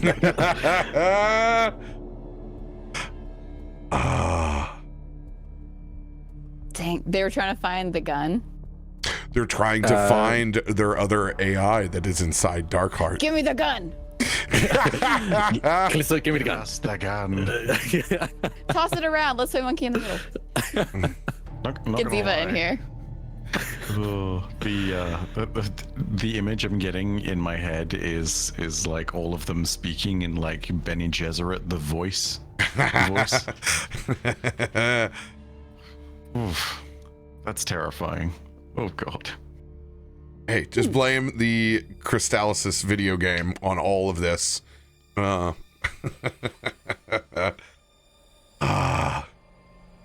We get to pick up with a little conversation next week.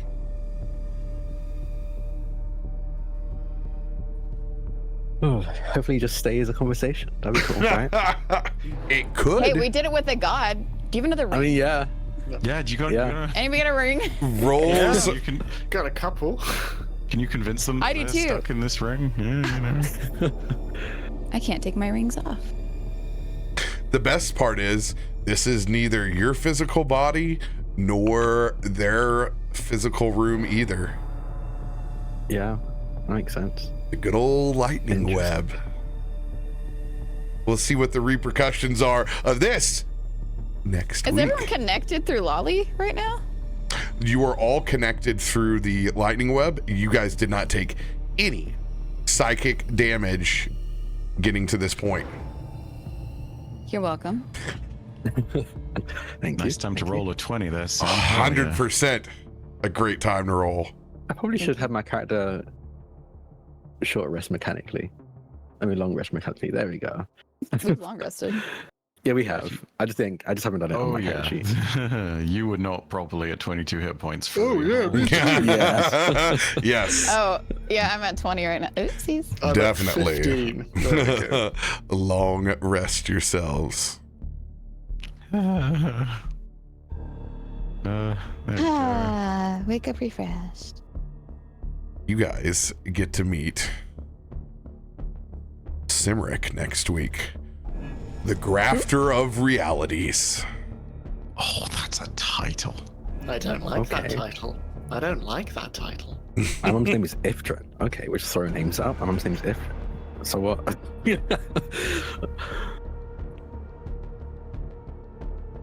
Ifrit, Heart of the Forge. Oh, that's pretty cool, actually. Heart of the Forge. I think Ifrit would say V's the Heart of the Forge. You see, this is the real riddle. Who's the real heart of the forge? The heart of the forge is both of them. Because without both of them, it's not complete. The real heart of the forge, please stand up. Please stand up. Oh my Please god. stand up. I'm so ready for this. So much story to tell, but you'll have to join us next week. We love you all. Sweet ethereal cyber dreams.